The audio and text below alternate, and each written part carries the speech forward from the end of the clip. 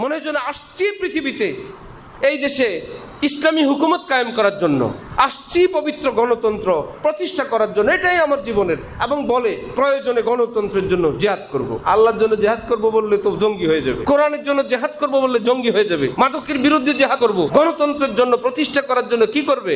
জিহাদ করবে, মুজাহিদ ফি সাবিলিল্লাহ। আবেগ আছে, এটা আমরা উপলব্ধি করি, এবং একটা ফিকির আছে ভালো, তাও ফিকির করি। কারোর মধ্যে দিনই একটা চেতনা আছে ভালো, তাও আমরা উপলব্ধি করি। এই অ্যাক্সিডেন্টগুলো কেন? অ্যাক্সিডেন্টগুলো এই যে পাক্কা এলেম অর্জন না করে এলমি ময়দানে বা ইমান ইসলাম সংক্রান্ত কথা বলতে গেলেই সে ইরাকের বাদশার মতন কুম রাজ্যের কাজীর চাকরি শেষ হয়ে যায়, যেমন ঠিক নিজের অজান্তে নিজের দিন ইমানও ধ্বংস হয়ে যায়। আলহামদুলিল্লাহি ওয়া কাফা ওয়া সালামুন আলা ইবাদিহিল্লাযীনা ইসতাফা, আম্মা বা'দ। فأعوذ بالله من الشيطان الرجيم. بسم الله الرحمن الرحيم. يا أيها الذين آمنوا اتقوا الله وكونوا مع الصادقين. صدق الله مولانا العظيم. وقال رسول الله صلى الله عليه وسلم: الجليس الصالح خير من الوحدة والوحدة خير من جليس السوء. وقال رسول الله صلى الله تعالى عليه وسلم: الخير مع أكابركم. وفي رواية: البركة مع أكابركم، أو كما قال النبي عليه الصلاة والسلام. जुमला आलम जी सबब गुमराह शुद, जुमला आलम जी सबब गुमराह शुद, कम कसे जबदाल हक आगाह शुद, कम कसे जबदाल हक आगाह शुद। हकीमुल उम्मत मुजद्दिदुल मिल्लत हज़रत मौलाना शाह अशरफ अली थानवी नव्वरल्लाहु मरक़दहु, আল্লাহ পাক হযরতের কবরকে নূর দ্বারা ভরপুর করে দেন। হযরত আব্দুল বারী নদভী রহমতুল্লাহি আলাইহি বলছেন, কিয়ামত পর্যন্ত যত মুজাদ্দিদ আসবেন, সেই মুজাদ্দিদ যে একজন সঠিক মুজাদ্দিদ, সহি মুজাদ্দিদ, তার লক্ষণ এই হবে যে তিনি হযরত থানভী রহমতুল্লাহি আলাইহি এর বাতলানু মূল নীতির উপর কাজ করবেন। এটাই আলামত ওই ব্যক্তি মুজাদ্দিদ। এমন কাজ আল্লাহ পাক হযরতের দ্বারা নিছেন, এই জন্য বলা হয় মুজাদ্দিদে আজম। যে হযরত মাদানী রহমতুল্লাহি আলাইহি বলতেন যে ভাই, দ্বীনের উম্মতে মুসলিমার কঠিন সময়ে আল্লাহ পাক হযরত থানভীর দ্বারা অনেক নাজুক নাজুক দ্বীনি খেদমাত নিছেন। হযরত যুগের মুজাদ্দিদ হযরত মাদানী বলতেন, হযরত খলিল আহমদ সাহারানপুরি বলতেন। আল্লাহ পাক হযরতের তালিমাতকে আমাদের এবং সকল মুসলমানকে নিজ নিজ প্রয়োজন অনুসারে পড়ার বুঝার তৌফিক দান করেন। সকল সাথীরা যারা এখানে যাতায়াত করেন, সকলকে বলবো সকলের ঘরে বেহেশতি জেওয়ার হযরত থানভীর কিতাব রাখার জন্য। বেহেশতি জেওয়ার কিতাব সংগ্রহ রাখবেন। এমদাদিয়া লাইব্রেরির হযরত মাওলানা শামসুল হক ফরিদপুরি রহমতুল্লাহি আলাইহি, হযরত সদর সাহেব রহমতুল্লাহি আলাইহি অনুবাদ করা বেহেশতি জেওয়ার। এত গুরুত্বপূর্ণ মাসআলা, হাজার হাজার বিষয় যেগুলো আমাদেরও অজানা, আমাদের পরিবার ছেলে মেয়ে তাদের অজানা, বিবি বাচ্চাদের অজানা, পড়লেই দেখবেন নাম যেমন কামও তেমন, সবই বেহেশতি অলংকার। বেহেশতি জেওয়ার মানে বেহেশতি অলংকার, বেহেশতি অলংকারে ভরা এক কিতাব। তিনি লিখছেন একদম সর্বোচ্চ বড় বড় কিতাবের চূড়ান্ত কথাগুলোকে, বড় বড় কিতাবের ফতোয়া, শামি, আলমগিরি, তাফসিরের কিতাব, হাদিসের কিতাব, ফিকহের কিতাব, সবগুলো থেকে বাছাই করে উম্মতে মুসলিমার পারিবারিক এবং ব্যক্তিগত জীবন দিন ইমান মোতাবেক পরিচালনা করার জন্য সেই বড় বড় কিতাবগুলো থেকে, সেখান থেকে হযরত থানবী আমাদের উপযোগী করে এই কিতাবটা লিখছেন। কিতাবের নাম কি ভাই? বেহেশতি জেওয়ার। আল্লাহ আমাদেরকে ক্রয় করার এবং সেটাকে পাঠ করার, পড়ার তৌফিক দান করেন। হযরত থানবী নব্বরাল্লাহু মারকাদাহু বলতেন যে, শাহ আবরারুল হক সাহেব শুনাইতেন, পুরা পৃথিবীতে যত দ্বীনি নামের ফিতনা, ইসলামের নামে ফিতনা, হযরত বলছেন সবগুলো ফিতনা মূলে কোনো না কোনো মৌলবী আছে, কোনো না কোনো দিন সম্পর্কে দুই চার লান জানে বুঝে এরকম কোনো মৌলবী আছে, যার জন্য ওই দিন ইসলাম সম্পর্কিত কিছু কথা যখন মুসলমানের সামনে বলে, মুসলমান সেটাকে দিনের কথা মনে করে গ্রহণ করে। ইসলামের একটি মাসআলা হলো ভিন নারী যার সঙ্গে পর্দা করা ফরজ এবং যার থেকে দূরত্ব অবলম্বন করা ফরজ, যে কোনোভাবে তার সঙ্গে হারাম সম্পর্কে যেন জড়িয়ে না যায়, এই রকম নারীকে কোরআনে পাক হাদিয়া দেওয়া জায়েজ নেই। বুখারী শরীফ হাদিয়া দেওয়াও, হজরতের বয়ান হাদিয়া দেওয়াও, হজরতের কিতাব হাদিয়া দেওয়াও জায়েজ নেই। কেন জায়েজ নেই? কোরআন শরীফের মধ্যে কি সমস্যা ভাই? কোরআন শরীফে কোনো সমস্যা আছে?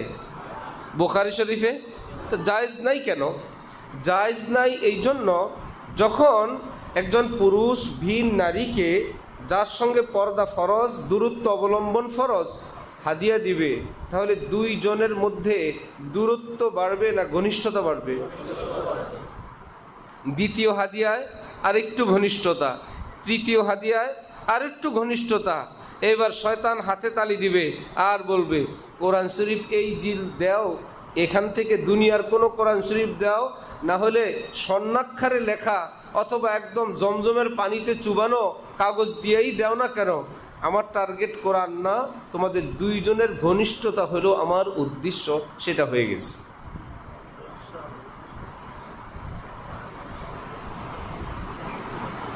এক বেচারা হযরতওয়ালার সঙ্গে তাআল্লুক, সে বেচারা বলল এইরকম তার এক কাজিন, খালাতো চাচাতো বোন, সে বেচারি যাতে স্কুলে পড়ে কোনো বেপরদার শিকার না হয়, কোনো হারাম সম্পর্কে আক্রান্ত না হয়, কারো কোনো হাত ছানির সে ছানি না হয়, ইত্যাদি ইত্যাদি। হাত ছানি দেয়, আউয়াল হাত একজনের আছে আর দ্বিতীয়জন হলো কি ছানি, এই জন্য হাত ছানি, কারো হাত ছানিতে সে না পড়ে, এই জন্য বেচারা কোনো নসিহত করছে, পর্দার আড়াল থেকে কোনো দিনই কিতাব দিয়ে আসছে। সে খালা আন্টিকে বলছে, আমার বোনকে আপনি খেয়াল রাখবেন, ওকে এগুলো দিবেন। প্রথম দিকে সে বেচারা একদম সাদা বাঠাভাবেই দিয়ে আসছে, সহজ সরল মন, যে আমার কাছে এই দিনই তথ্যগুলো আছে, সে দিয়ে আসছে। দ্বিতীয়বার দিয়ে আসছে, তৃতীয়বার দিয়ে আসছে। সে হযরতওয়ালার কাছে বলছে, হযরত, সেই মেয়েকে গুনাহ থেকে বাঁচানোর জন্য আমি হাদিয়া দিয়ে আসছি তো ঠিক, কিন্তু এখানে আসার পর নামাজের রুকু কি, সেজদা কি, কিতাবের পৃষ্ঠা কি, সব কিছুর মধ্যে শুধু আমার ওই মেয়ের কথাই মনে পড়ে। ইসলাম দেনে গায়ে মুসলমানই দেয়।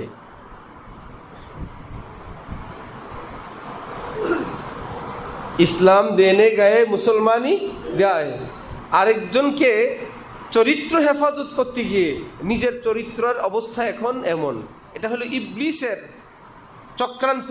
কোরআন শরীফে রব্বুল আলামিন বলেন, যায়্যানা লাকুমুশ শাইতান, যায়্যানা লাহুমুশ শাইতান, শয়তান তোমাদেরকে গুনাহ করাবে, গুনার আদলে না, গুনার মোড়কে না, নেকির মোড়কে গুনাহ করাবে। তুমি তো দেখবা নেকি, নেকি করতে বাধা কোথায়? কোরআন শরীফ হাদিয়া দিতে বাধা কোথায়? কিন্তু শয়তানের টার্গেট বহুদূর পর্যন্ত, যে করো, সেটার রেজাল্ট আমি জানি। এক মহিলা এক ছেলেকে তার ছেলে বানাইছে, এমনিতেই জোয়ান মহিলা আর এক জোয়ান ছেলেকে বলল, তুমি আমার ছেলে। এখন ছেলে তার মায়ের কাছে যায়, মা তো মা, এতটা যে মা তাকে ভীষণ আদর করে, ভীষণ মোহাব্বত করে।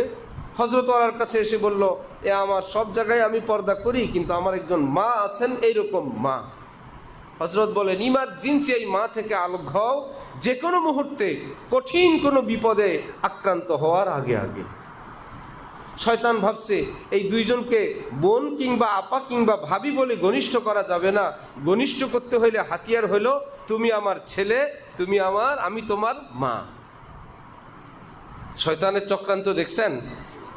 এজন্য বলা হয় ছোট্ট বাচ্চারা যখন কোনো তিক্ত ট্যাবলেট খেতে চায় না, মুরব্বীরা তখন পাকা কলার ভিতরে চেপে দেয়, দিলে চতুর্দিক থেকে পাকা কলা, মুখে দেয় কলা, কলা মিঠা না, শুধু এইটুকুন বলে গিলে খাও, চাবানোর দরকার নেই।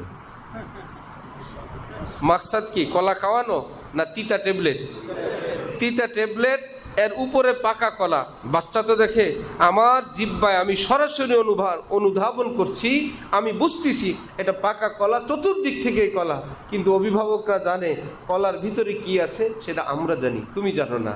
ঠিক ইবলিসের চক্রান্তের সামনে আমার আপনার মতো কেন, জালালউদ্দিন রুমি বলেন, আল গিয়াস আজ ইবতিলায়াত আল গিয়াস শুযুকুর আজ ইবতিলায়াত আল ইনাস। আল্লাহ আমাকে কোনো পরীক্ষায় ফেলেন না। আল্লাহ আমি পরীক্ষা দিব কি? বড় বড় মানুষরা পরীক্ষা দিতে গিয়ে বীর পুরুষরা বকরির ভূমিকায় অবতীর্ণ হয়ে গেছে, ছাগল হয়ে গেছে, সিংহরা ছাগল হয়ে গেছে, বড় বড় পাহলোয়ানরা চরমভাবে ফেল করছে। আল্লাহ আপনি আমাকে পরীক্ষার সম্মুখীন না করে আল্লাহ আপনি নিজ দয়া আমাকে পার করে দিয়ে দেন। এজন্য নিজেকে বিশ্বাস করা, নিজের উপর আস্থা রাখা শরীয়তে পাকে হারাম। নিজেকে বিশ্বাস করা, নিজের উপর আস্থা রাখা কি হারাম, গুনাহে কবিরা। বরং যত কুধারণা রাখতে পারেন, না কই রা পা যায় না কই গैर আ যায়, হারিম দিল কা আহমদ আপনি হরদম পাসেবা রহনা। যদি কোনো দিক থেকে বিপদ ঘটলো, যদি এইরকম কিছু ঘটলো, যদি সেরকম কিছু ঘটলো।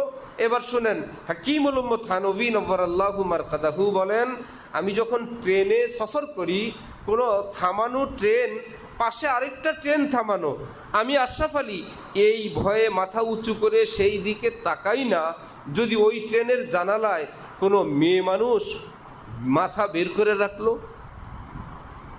যদি আমি আশরাফ আলীর নজর সেখানে পড়লো, যদি আমি আশরাফ আলীর নজর আর ফিরাইতে না পারলাম, যদি বের করলো, যদি আমি আর আমার নজরও পড়লো, যদি আমি আর নজর ফিরাইতে না পারলাম, তাহলে আমরা কি পৃথিবীতে থাকবো না? দুনিয়ায় কাজ করব না?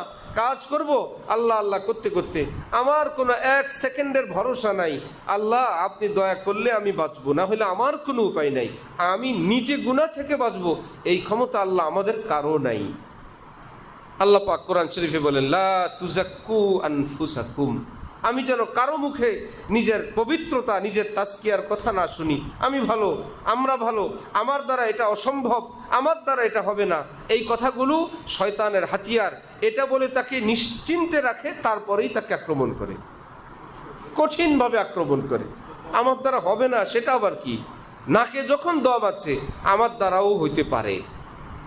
এজন্যই তো হাকিমুল উম্মত থানভী বলতেন, আমি আমাকে এই মুহূর্তে পৃথিবীর সকল মুসলমান থেকে নিকৃষ্ট মনে করি, আর মৃত্যু কি হালে হবে জানা নাই। এই আশঙ্কায় আমি আমাকে শিয়াল, কুকুর, সমস্ত প্রাণী, এমনকি অমুসলিমদের থেকেও নিকৃষ্ট মনে করি। যদি তারা আজকে কাফের ইমান নিয়ে মরল, আমি আশরাফ আলী যদি ইমান হারায় মরলাম, আমার চেয়ে তার দাম অনেক বেশি। কি মনে করতেন নিজেকে? আল্লাহ আমাদেরকে দ্বীনের সহি বুঝ হাসিল করার তৌফিক দান করেন। তাহলে যে শয়তানের চক্রান্ত এতটা, কাউকে বুখারী শরীফ হাদিয়া দেওয়াও জায়েজ নাই, দ্বীনি কোনো বয়ান হাদিয়াও দেওয়া জায়েজ নাই। কারণ যাকে হাদিয়া দিব তার সঙ্গে আমার সম্পর্কটা যদি অনাকাঙ্ক্ষিত হয়, তাহলে তার সঙ্গে লেনদেনটাও নিষেধ। এর থেকে মাসআলা গুমরাহ, পথভ্রষ্ট আলেমদের দৃষ্টিতে। কারণ শিয়ারা নিজেকে পথভ্রষ্ট মনে করে না সহি মনে করে? কাদিয়ানীরা নিজেকে পথভ্রষ্ট মনে করে না সহি মনে করে? বেদাতিরা নিজেদেরকে গোমরাহ মনে করে না হক মনে করে? হক মনে করে না? খারিজি রাফিজিরা নিজেদেরকে জাহান্নামী মনে করে না অরিজিনাল মনে করে? তো সবাই তো নিজেকে হক মনে করে, হকের দলিল এসে দিবে, নিজের কথাই হবে না। আমি হক এ কথা বলার তো পৃথিবীতে বেদাতিও আছে, শিও আছে, ইহুদিও আছে, খ্রিস্টানও আছে। আমি হক, আমরা হক। তাহলে হক কে? হক কি আমরা পাবো না? স্থানীয় শ্রেষ্ঠ শ্রেষ্ঠ ওলামায়ে কেরাম আল্লাহ পাক যাদের দ্বারা দ্বীনের খেদমত নেন, গোপন আলেম না, গোপন আলেম না, ওপেন আলেম। ইমাম মাহদি যে আসবেন, ওনাকে কি খুঁজে বের করা লাগবে যে আল্লাহ কোন জায়গায় এসে বসে থাকেন? আমরা যদি না চিনলাম, যদি না জানলাম, আমাদের কি হবে? এমনটা হবে না। কুদরতি ভাবেই রব্বুল আলামিন উম্মতের সামনে স্পষ্ট করে দিবেন ইনি ইমাম মাহদি, এ সবাই জানবে। যেমন কবরে যখন নবীজিকে সামনে পেশ করা হবে, উম্মতের কেউ কি নবীজিকে দেখছে এই যুগে? তো সে কেমনে বলবে ইনি আমার নবী?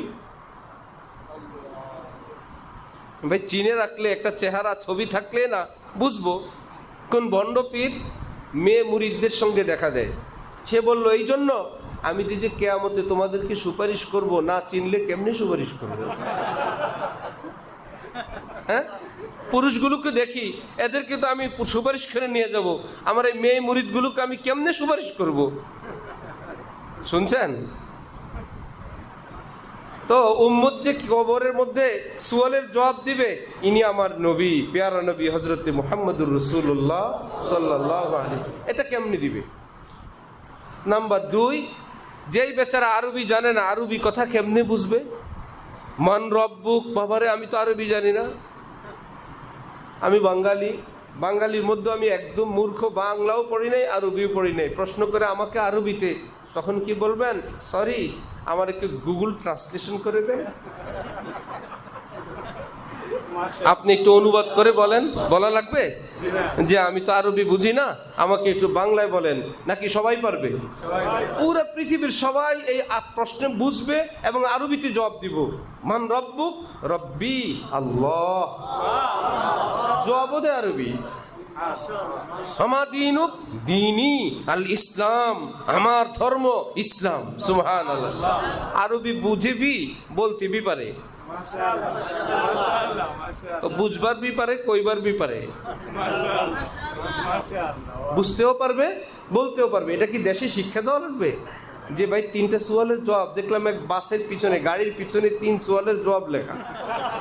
ভাবলাম, ভাবছে যে ভাই এখান থেকে মুখস্থ করে যাও। হ্যাঁ, তো যতই মুখস্থ করে তো বাংলায় হলো, আরবি কি হবে? রব্বুল আলামিন কুদরতি ভাবেই ওই বান্দাকে, ইমানদারকে আল্লাহ পাক এই আরবি বুঝার, আরবিতে জবাব দেওয়ার, নবীজিকে চেনার, নবীজিকে নবী হিসাবে স্বীকৃতি দেওয়ার তৌফিক দিয়ে দিবেন। 3 সুয়ালের জবাব দিলেই আসমান থেকে আসবে সাদাকা আব্দি, আমার বান্দায় পরীক্ষায় পাস, নাম্বার 100। হ্যাঁ ফেরেশতারা, এখানে শোয়াবা না, জান্নাতের বিছানা বিছাও। এই দেশি এই সমস্ত নরমাল কাপড়ে হবে না, জান্নাতি লেবাস পরাও। জান্নাতের সঙ্গে আমার বান্দার কবরের একটা সুড়ঙ্গ পথ করে দিয়ে দাও। আর কবরটা এত ছোট্ট কবরে হবে না, হাঁটু কাইটকুট হওয়ার জন্য তো লাগে, একটু হাত পা মারাও তো লাগবে। আপাতত 70/70 করে দাও, 70 গজ বাই 70 দিয়ে একটা ছোট ফ্ল্যাটের সাইজ করে দাও। হ্যাঁ, 70/70 কত হয়? আরে ভাই 70/70 কত হয়? হ্যাঁ, লা হাওলা ওয়ালা কুওয়াতা, 7 7 49, 4900 স্কয়ার ফিট। ঠিক আছে হিসাব নাকি? হ্যাঁ, আমি আগে হিসাব করে আসিনি, মাত্র করলাম। 4900 স্কয়ার ফিটের আপাতত কবরের সাইজ। এটা জান্নাতের একটা ব্রাঞ্চ। আল কবরু রাউযাতুম মির রিয়াজিল জান্নাহ, আপাতত জান্নাতের একটা ব্রাঞ্চ। এখানে একটু উনি জান্নাতের বিছানা বিছানো আছে, পোশাক পরানো আছে, জান্নাতের সঙ্গে একটা সুড়ঙ্গ আছে, একটু হাওয়া বাতাস আসে, একটু ফ্লেভার আসে। সুবহানাল্লাহ। আসমান থেকে রব্বুল আলামিন বলবেন একদম পাস। তাহলে সেই সুয়াল জবাব যখন কুদরতিভাবে আল্লাহ জানায় দিবেন, ইমাম মাহদি এবং হযরত ঈসা যখন আসবেন খুঁজে খুঁজে বের করা লাগবে না। আমি যখন ছাত্র, ফরাশগঞ্জ হযরত আলা দামাত বারাকাতুহুমের এক বেচারা খিদমত করতেন, স্যুপ খাওয়ান। তা আমি স্যুপ পাকাই, ওই বেচারা স্যুপের টাকা দেয়। 15 দিন পরে হযরতের এক দেওয়ানা পাগল আমাদের হাজী শফিক সাহেব, আমি গিয়ে টাকা নিয়ে আসি, এনে স্যুপ পাকাই, শেষ হয়ে ওই পথেই একজন দেখে, দেখতে দেখতে পরিচয় খাতির একটু ইসলামী নলেজ রাখে, আমাকে খুব মুচকি হাসতে হাসতে বলল, ইমাম মাহদি কবে আসবে? বলেন তো, এরকম এরকম প্রশ্ন করে। আমি বললাম, রওনা করছেন তো অনেক আগে, জ্যামের কারণে আসতে পারতেছেন না। এত হাসছে, মানে সব প্রশ্নের জবাব হয়ে গেছে তার। আমি একটা কিছু বললে একটা কিছু বলতো, অমুক কিতাবে তো আছে, এসে গেছে, অমুক হুজুর 100 বছর আগে বলছেন ইমাম মাহদির জন্ম হয়ে গেছে। আর আমরাও শুনতেছি, আমরা যখন হিফজ পড়ি 93 সনে, আর সেই হুজুর বললেন ইমাম মাহদির জন্ম হয়ে গেছে। 93তে যদি জন্ম হয়ে যায়, তাহলে বর্তমানে কত বছর ইমাম মাহদির? 32 বছর, 32-34 বছর। এর 100 বছর আগের অনেক আলেমরা বলছেন যে অবস্থা দেশ দুনিয়ার, ইমাম মাহদি আসার টাইম হয়ে গেছে। না না, লক্ষণে বোঝা যায় ইমাম মাহদি মনে হয় কয়েকদিনের মধ্যে আসবে। উনি চাইছিল সে সব টিমিলে আমারে ধরবে। আমি জবাব দিলাম, রওনা করছেন অনেক আগেই, জ্যামের কারণেই আসতে পারতেছেন না।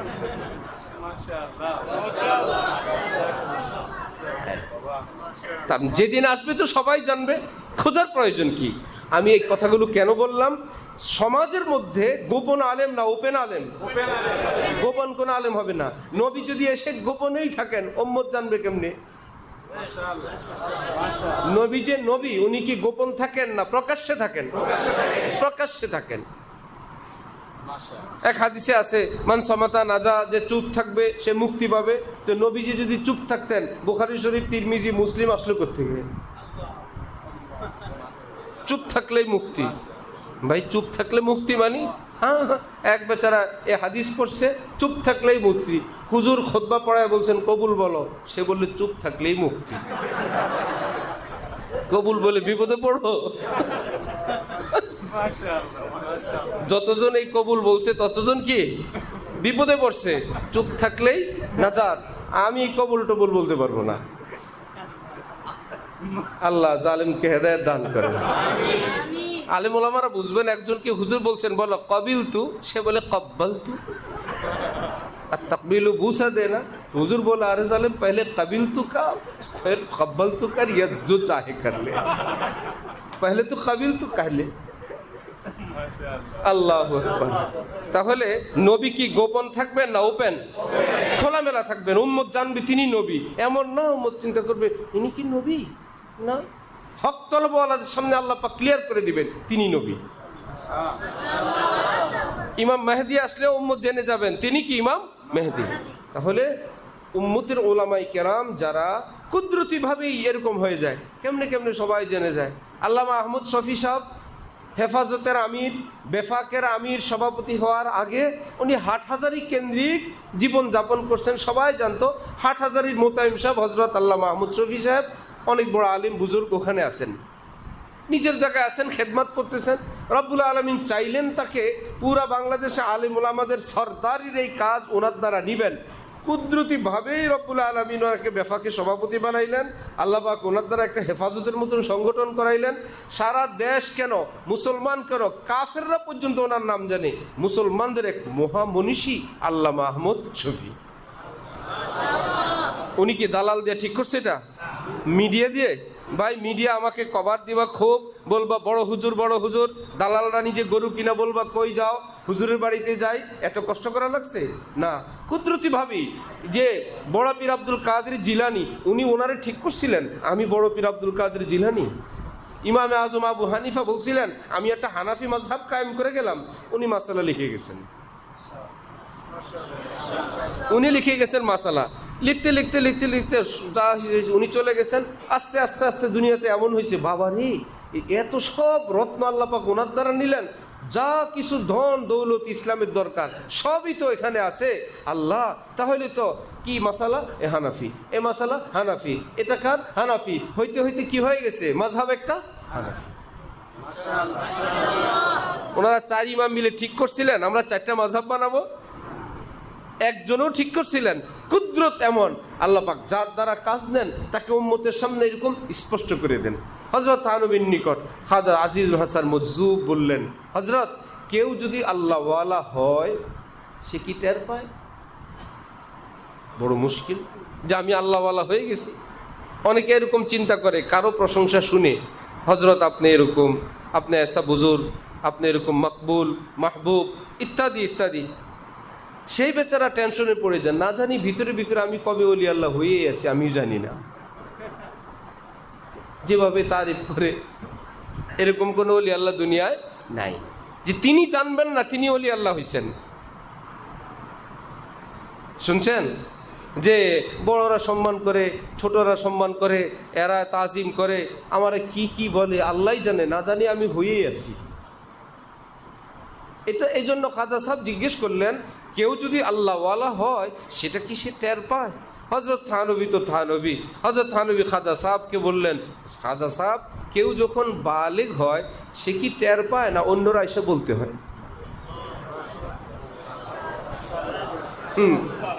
এক সোয়ালের সব সমাধান। সে যখন প্রাপ্তবয়স্ক হয় কেউ এসে তাকে কানে কানে বলতে হয়, তুমি কিন্তু প্রাপ্তবয়স্ক মেয়ে, প্রাপ্তবয়স্ক ছেলে, তুমি কিন্তু সাবধান, এরকম কিছু বলতে হয় না, নিজেই টের পায়। তার শরীরের পশম পশম, গোড়ায় গোড়ায়, রন্ধ্রে রন্ধ্রে যে এক শিহরণ জাগে, সে টের পায় পৃথিবীকে আমি নতুনভাবে দেখছি, আমি এখন আর ছোট না, আমি বড় মানুষ। হযরত থানবী বললেন, দেহ যখন বালিগ হয় মানুষ যেরকম টের পায়, রূহ যখন বালিগ হয়ে আল্লাহওয়ালা হয় তার চোখে মুখে সেটা ফুটে উঠে, নিসবত ইসি কা নাম হ্যায়, নিসবত ইসি কা নাম, উনকি গলি সে আপ নিকলনে না পাইয়ে। আল্লাহ পাক যখন কাউকে বালেগ বানান, আল্লাহ পাক তাকে আল্লাহর মোহব্বতের মারিফতের এক রশি দিয়া বাঁধেন, আমি তোমাকে আর আমার গলি থেকে বের হইতে দিবই না। সে চাইলেও আর গুনাহ করতে পারে না, সে চাইলেও সব ব্লক। আমি না তোকে বন্ধু বানাইলাম। তখনই সে টের পায় যে ঘটনা ঘটে গেছে, যে ঘটনা কি অন্যরকম হয়ে গেছে। ये कौन आया कि धीमी पड़ गई लो शम्ए महफिल की, पतंगों की आवाज उड़ने लगी चिंगारियां दिल की। কে জানি আমার ভিতরে নিজের ঠিকানা বানাইলেন। আসমানে চাঁদ সূর্য আমার কাছে এখন চেরাগের মতন অন্ধকার অন্ধকার লাগে। কি ব্যাপার? সে এখন টের পায়। আগে নেতা খেতা দেখলে কেমন কেমন লাগতো, বড় বড় লাগতো, এখন মনে হয় মিসকিন মিসকিন লাগে। আহারে বেচারা এই বিপদে আছে। হ্যাঁ, হযরত ওয়ালা শুনান না, ওই যে উজানের হযরত কারি ইব্রাহিম সাহেব রহমতুল্লাহি আলাইহির ছেলে কারি মঞ্জুর আহমদ, তো একদম সহজ সরল মানুষ। কে জানি বলছে ওনাদের বাড়িতে বিডিআর আসছে।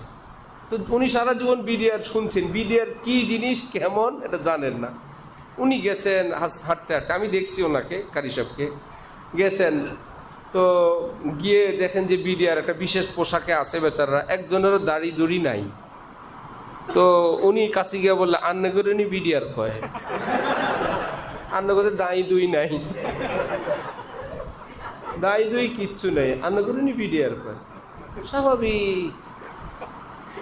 তো কোনো এক জেলায় নতুন এসপি গেছে, প্রবীণ এক রাজনীতিবিদ পরিচিত, এমন তুখর, সে হলো মুরব্বী, এখন সে হলো রাজনৈতিক একজন লিডার।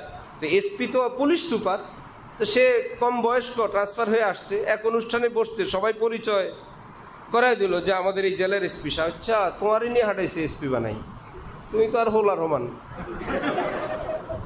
না, হোলার তুমি তো আর হুতের হমান, হুতের। ও তুই নি এসপি? এসপির কলি তো ছোট হয়ে গেছে। আরে বাপ রে, যে কোন জায়গায় আসলাম, তুই নি আইসো। আল্লাহওয়ালাদের সামনে যত বড় বেটা যাক, ওই বেটা ওহো তোমারই নি দায়িত্ব দিস। সুবহানাল্লাহ।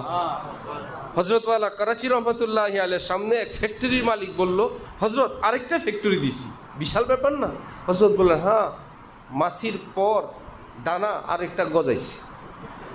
আগে ডানা একটা ছিল, এখন ডানা আরেকটা গজাইছে। পুরা কারখানার বানাইছি মাছির ডানা। ফুটানির কি আছে? টেনশন কতগুলো মাথায় নিছো। আগে ভাত যা খাইতা, এখন কি ডাবল খাওয়া শুরু হবে? আগে কারখানা একটা ছিল, এখন কারখানা দুইটা। আগে জুতা এক জোড়া পরতো, এখন ডাবল জোড়া পরে। টুপি দুইটা পরে, জামা দুইটা করে গায়ে দেয়, একত্রে দুই গাড়িতে চড়ে, এট এ টাইম দুই দেশে যাইতে পারে না। আগের মতোই লাভ হইল কি? কতগুলো স্তূপ বাড়ছে। একজনে হজরতের কাছে এসে বলল, হজরত এত তালা বিল্ডিং বানাইছি। হজরত বলেন, মাশাআল্লাহ, ইটা বালুর স্তূপটা একটু বড় হয়েছে। একতলা বিল্ডিং, ইটা বালু রড সিমেন্ট, এটা দিয়ে তো দোতলা কি জাফরানের না ওই জিনিসের? একই জিনিস একটু বেশি করে স্তূপ করলে এর নাম দোতলা, আর একটু স্তূপ করলে ওটার নাম কি তিনতলা। একটু বেশি করে স্তূপ করছে, এটা উপরের দিকে উঠছে।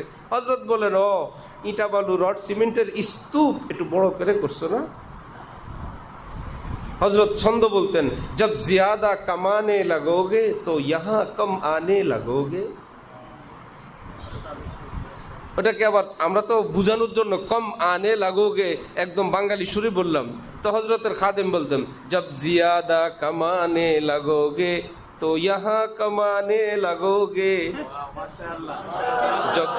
মিশা বলতেন, জব জিয়াদা কামানে লগোগে তো ইহা কমানে লগোগে। বেশি কামাইতে শুরু করবা, আর দিনই জায়গায় দাওয়াত তাবলীগ আগে যেত, এখনো সময় পায় না।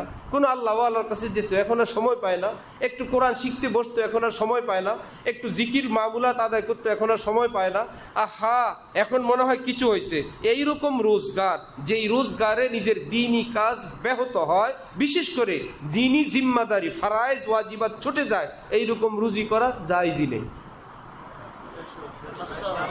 বরং দিন, ঈমান, নিজের আখিরাত, ফরায়েজ ওয়াজিবাত ঠিক রেখে এবার যতটুকুন পারো ইটা বালুর স্তূপ বড় করো। মাসির পর আরো যত বড় করতে চাও, মাসির পর পালতে থাকো। আল্লাহ আল্লাহ আমাদেরকে দ্বীনের হাকিকত বুঝার তৌফিক দান করেন। ইয়া আল্লাহ। তো হাকিমুল উম্মত হযরত থানভী নব্বরাল্লাহু মারকাদাহু বলেন, এই পৃথিবীতে যত ফিতনা দ্বীনের নামে, সব কাদের দ্বারা? ইংরেজি শিক্ষিত দ্বারা না মৌলবীদের দ্বারা? যে বেচারা আয়াত পারে না, কিছুই পারে না, অনুবাদ পারে না, এই বেচারা ইসলামের নামে মার্কেটে আসলে কিছু চলবে না। তাকে মার্কেটে আসতে হবে ইসলামের কোনো একটা সাইনবোর্ড নিয়ে। সে খারিজি হোক, রাফিজি হোক, কাদরিয়া হোক, মুরজিয়া হোক, শিয়া হোক, বেদাতি হোক, ইহুদি হোক কিংবা কাদিয়ানি হোক, তাকে আসতে হবে মুসলিম সমাজে ইসলামের কথা নিয়ে। ঠিক না? হযরত জালালউদ্দিন রুমি রহমতুল্লাহি আলাইহি বলেন, এই বেচারারা তো কিছুই জানে না, এমন এক সমাজে গিয়ে ইসলামের কথা বলা শুরু করলো। আর এরা বিস্তারিত না জেনে যেই বলে ইসলামের কথা, তার কথাই মানা আরম্ভ করলো। বলে এই জন্যই মুসলমানরা এত ভাগ বটোয়ারা হয়ে গেল। এইটুকুন খোঁজ নিল না, যেই ব্যক্তির থেকে আমি ইসলাম নিচ্ছি, ইসলামের ক্ষেত্রে এই ব্যক্তির শরীয়তের দৃষ্টিতে আলেম ওলামাদের কাছে তার মর্যাদার স্তর কি। আলেমরা যদি বলে দেন নাথিং, ওই যে বললাম, শিয়াও বলবে হক, কাদিয়ানি বলবে হক, ভণ্ডও বলবে হক, বেদাতিও বলবে হক, তাহলে বাতিল কে? এই বাতিল কে এই কথাটা ঠিক করবে? একে অপরকে তো বাতিল বলেই। কোন দুই মৌলবী রাতের বেলা কোনো ঘরে ছিল, ঝগড়া লাগছে, একটা আরেকটারে কি বলছে? গরু। বলছে তুই ছাগল। বাড়িওয়ালা সকালবেলা দুজনের জন্য ব্রেকফাস্ট নিয়ে আসছে, কিছু ঘাস আর কাঁঠাল পাতা। কি ব্যাপার? বললো আপনারা তো দুজন রাত্রে বলছেন। একজন বললেন গরু, তো যে গরু তার জন্য এই ঘাসগুলো আনছি, আর যে ছাগল তার জন্য কাঁঠাল পাতা নিয়ে আসছি। নিজে নিজের হক আর আমি আরেকজনকে বাতিল, এটা বললে হবে না। এই দেশের, এই সমাজের, আমি তো বিলাত যেতে পারবো না, এই সমাজের ইসলামের খেদমত করেন, কোরআনে পাক হাদিসে পাকের বিশুদ্ধ খেদমত করেন, কারা মুফতি আজম, কারা মুফতিয়ানে কেরাম, কারা শাইখুল হাদিস, কারা আল্লামা, আল্লাহ পাক কুদরতিভাবে আলেম ওলামাদের সামনে এই কথাটা স্পষ্ট করে দেন, এরা সেরা সেরা আলেম। রাসূলুল্লাহ সাল্লাল্লাহু আলাইহি ওয়াসাল্লাম বলেন, সাধারণ মানুষের জিম্মাদারি আলেমের পিছনে চলা, আলেমের জিম্মাদারি আকাবের আসলাফ এই বড় আলেমদের পিছনে চলা। আর বড় আলেমরা তো চলছেন রাসূলুল্লাহ সাল্লাল্লাহু আলাইহি ওয়াসাল্লামের পিছনে। আমার ভাই মাঝে মাঝে দেখবেন লঞ্চের সঙ্গে নৌকা বেঁধে দেয়। নৌকার আর কি চালানো লাগে? লঞ্চ বরিশাল, নৌকাও কোথায়? বরিশাল। কষ্ট করে একটু বাঁধছে শুধু। এই জন্য সাধারণ মুসলমানদের ডিউটি হলো, আপনি আপনার জায়গায় আল্লাহ পাক আপনাকে যতটুকু বিবেক দিলেন, এখান দিয়ে আপনি নামাজ শুরু করেন, এইখান দিয়ে আপনি হালাল খাওয়া শুরু করেন, এখান দিয়ে আপনি আল্লাহর কাছে একজন হক্কানি আলেম, সহি আলেমের সন্ধান দেন। আপনার মহল্লায়, আপনার রেঞ্জে দেখবেন কিছু আলেম, এদের থেকে জিজ্ঞাসা করেন এই দেশে শ্রেষ্ঠ শ্রেষ্ঠ আলেম আল্লাহওয়ালা কারা। 2 ধাপেই পৌঁছে যাবেন শ্রেষ্ঠ জায়গায়। আপনার এলাকায় যে আলিম ওলামারা আছেন আপনি তাদেরকে খোঁজেন, আর তাদের থেকে জিজ্ঞাসা করেন যে হক্কানি আলিম ওলামা শ্রেষ্ঠ শ্রেষ্ঠ 5-7 জনের নাম বলেন তো, ফটফট করে বলে দিবেন। এইবার আপনার স্থির হয়ে গেল, আচ্ছা আমি তো জানতাম না কারা। এটাই আমাদের গুমরাহির কারণ। অথচ অমুসলিমরা জানে না তাদের ঠাকুর কারা, কোন জায়গায় তাদের মন্দির তারা জানে না, এই দেশে কোথায়, ভারতে কোথায় জানে না, খ্রিস্টানরা জানে না এই দেশে তাদের উপাসনালয় কোথায় জানে কি না, বৌদ্ধরা জানে না তাদের ধর্মগুরু কারা জানে না। কে জানে না? শুধু মুসলমান জানে না। আমি দৌড় দিয়ে কোথায় যাব? যেই হজরত হক বললে হক, বাতিল বললে বাতিল, এইরকম হজরত এইরকম আলেম মুসলমান চিনে না। চিনি কাকে? একজনে হক বলে, আরেকজনে বাতিল বলে, একজনে সহি বলে, আরেকজনে ভণ্ড বলে, এইরকম বলে। এখন দূরে বসে বসে বলে, ভাই আমরা কাকে মানবো? ওনারা তো একজন আরেকজনকে ভালো মন্দ বলে, আমি কাকে হক বলবো? এই হতাশা শুনতেই থাকি যে হুজুর কোনটা হক, কোনটা হক। এই যে আমরা হক চিনতে পারলাম না, কোথায় হক ঠিকানা এটা জানতে পারলাম না। যে ভাই হাট হাজারির ঠিকানা একটা হকের ঠিকানা, ভাই জামিয়া রহমানিয়া একটা হকের ঠিকানা, যাত্রাবাড়ি মাদ্রাসা একটা হকের ঠিকানা, ঢালকানগর একটা হকের ঠিকানা, নিজ নিজ এলাকায় বগুড়া জামিল একটা হকের ঠিকানা, রংপুর জুম্মাপাড়া একটা হকের ঠিকানা। এরা যদি বলে দেন এই অঞ্চলে এটা ভণ্ড, এটা বেদাতি, এটা কুফরি, এটা কাদিয়ানি, যত জিকির করুক, যত তেলাওয়াত করুক, এটা সহি আকীদা না।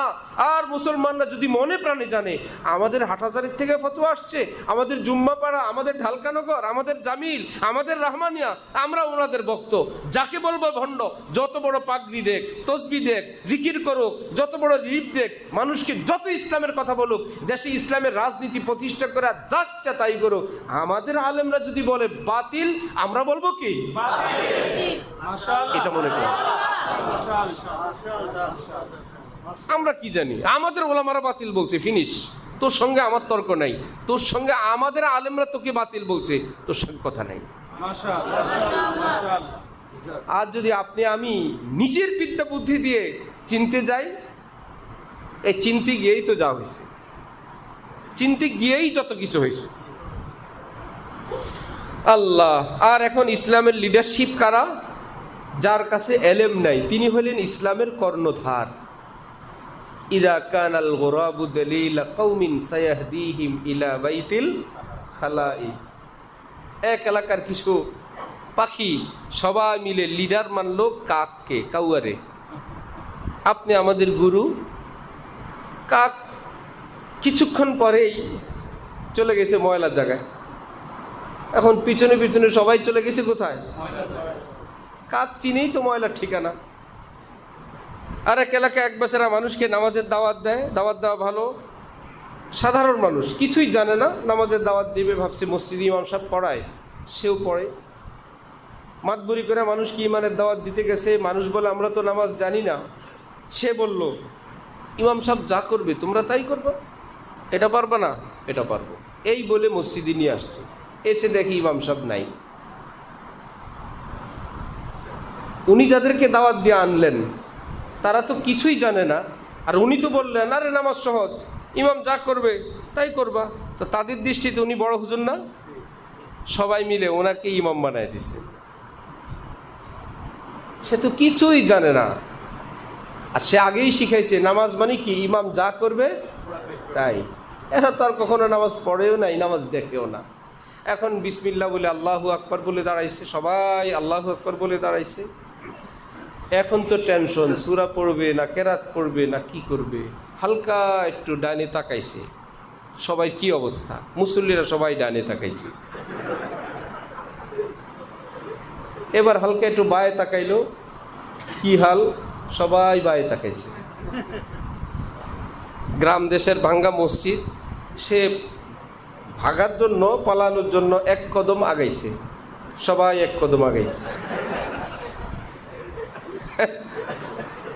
এবার এক দুই কদম করে হাঁটে, সবাই ওই মাপে মাপে হাঁটে। দিছে দৌড়, সবাই দিছে দৌড়।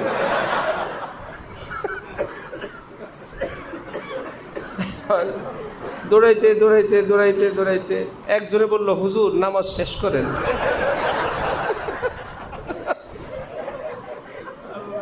ইমাম যদি এক অবস্থা হয়, বলল হুজুর আর পড়া লাগবে না, আল্লাহর হস্তে নামাজ শেষ করে। আমাদের দেশের মানুষ না জানে কোরআন হাদিস, না জানে রাজনীতি, এদেরকে ইমামতি করতে আসছে এইরকম ইমামরা, বুঝেন নাই? এখন বেচারা তো কিছুই জানে না, এখন বলা লাগে আল্লাহর হস্তে সালাম ফিরান, যে নামাজ শেষ করে। আরেক বাবা প্রাইমারি স্কুলের মৌলবী টিচার, ধর্মীয় শিক্ষক, সে তার ছেলেকে বলল তুমি কেমন আলেম হতে চাও? ছেলে বলল আব্বা আপনার মতো। একদম দুই গালে থাপ্পড় লাগাই দিছে। শয়তান, কি হলো বাবা? বলল নিয়ত বড় করতে হয়, এর মধ্যে যা পাওয়া যায়। আমি যখন পড়াশোনা করি আমার নিয়ত ছিল হজরত আলীর মতন আলেম হওয়ার। এত বড় টার্গেট নিয়ে পড়াশোনার পর আমি পাইলাম প্রাইমারি স্কুলের ধর্মীয় শিক্ষক, আর তোমার টার্গেট হইলাম আমি, তুমি কি হবা? আচ্ছা সেই ছেলেটা যাই হইল, কিছু তো শিখবো, বাবা যেহেতু পড়াইছে। এই ছেলের ছেলে কি হবে যদি সেই ছেলে বলে আব্বা আপনার মতো?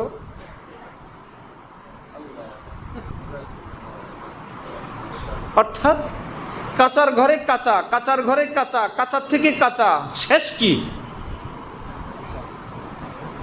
কাঁচা না পচা? পচা।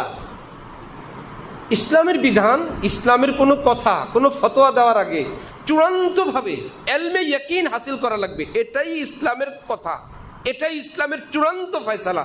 তারপরে উম্মতের সামনে বলতে পারবে। বললেন আর ধমক দেওয়ার সাথে বললে না না না ভুল হয়ে গেছে, এটা বলাই জায়েজ নেই। শুরুর দিকে কোনো মাসিক ইজতেমা শুনেছিলাম আমাদের শাইখুল হাদিস কুতুবউদ্দিন সাহেবের গল্প। বড় পীর জিলানী কোন মহিলার ছেলে মারা গেল, মহিলা গিয়া হযরত জিলানীর কাছে গিয়া বললেন আজরাইল আমার ছেলেটা নিয়ে গেল, আপনি একটু আজরাইলকে ডেকে আমার ছেলেটাকে ফেরত দিতে বলেন। হুজুর ওয়াজ করতেছি স্টেজে, পাশে বসা শাইখুল হাদিস কুতুবউদ্দিন সাহেব, আমাদের ওস্তাদ ইউসুফ বিন নুরির শাগরিদ, যিনি আল্লামা আনোয়ার শাহ কাশ্মীরির শাগরিদ। আনোয়ার শাহ কাশ্মীরির শাগরিদ ইউসুফ বিন নুরির শাগরিদ আল্লামা কুতুবউদ্দিন সাহেব। উনি বসা, ওনার পাশে বক্তা বুঝতে পারে না হুজুর কিস্তি টুপি পরতেন, জামা একটু ছোট গায়ে দিতেন, হাজি সাহেব দেখা যেত।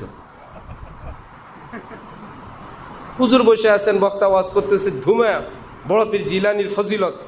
সেই মহিলা একটাই ছেলে মারা গেলে জিলানীর কাছে গেলে, জিলানী বলল কোথায় আজরাইল, আসো। আজরাইল জিলানীর কথায় চলে। আজরাইল আসছে, তোমার হাতে কি? রুহের বস্তা, রুহের ব্যাগ, মানে সারাদিন যে রুহগুলো কবজ করলো এগুলো নাকি আজরাইলের সাথেই থাকে। আরেকটা মিথ্যা কথা, আজরাইল সাথে রাখে নাকি? জান্নাতি হলে জান্নাতের ফেরেশতা, জাহান্নামী হলে ফিনিশ, উনি শুধু কবজ করে, সাথে সাথে নিয়ে যায়। আরেকটা মিথ্যা কথা। তারপর বলল এই ছেলের রুহটা ফেরত দাও। আজরাইল বলছে না, দেওয়া যাবে না। একদম বড় পীর জিলানী রাগ করে আজরাইলের হাত থেকে ব্যাগটা এনে ছেড়ে দিছে। যতগুলো ছেলে ওই দিন মারা গেছিল, ছেলে মেয়ে সব জীবিত হয়ে গেছে। সবাই তো বলে সুবহানাল্লাহ। শাইখুল হাদিস কুতুবউদ্দিন সব পাশে বসে, এই ব্যাককল ওটা কই পাইছস? ধমকের চোটে তো বুঝে ফেলছে, বাবারে এটা তো কোনো হাজি গাজির ধমক না। এই ব্যাককল তুই কই পাইছস এটা? এখন বলে আমি এটা শুনছি। শোনা কথা কেন বললি? হুজুর আমি আর বলবো না, মাইকে বল।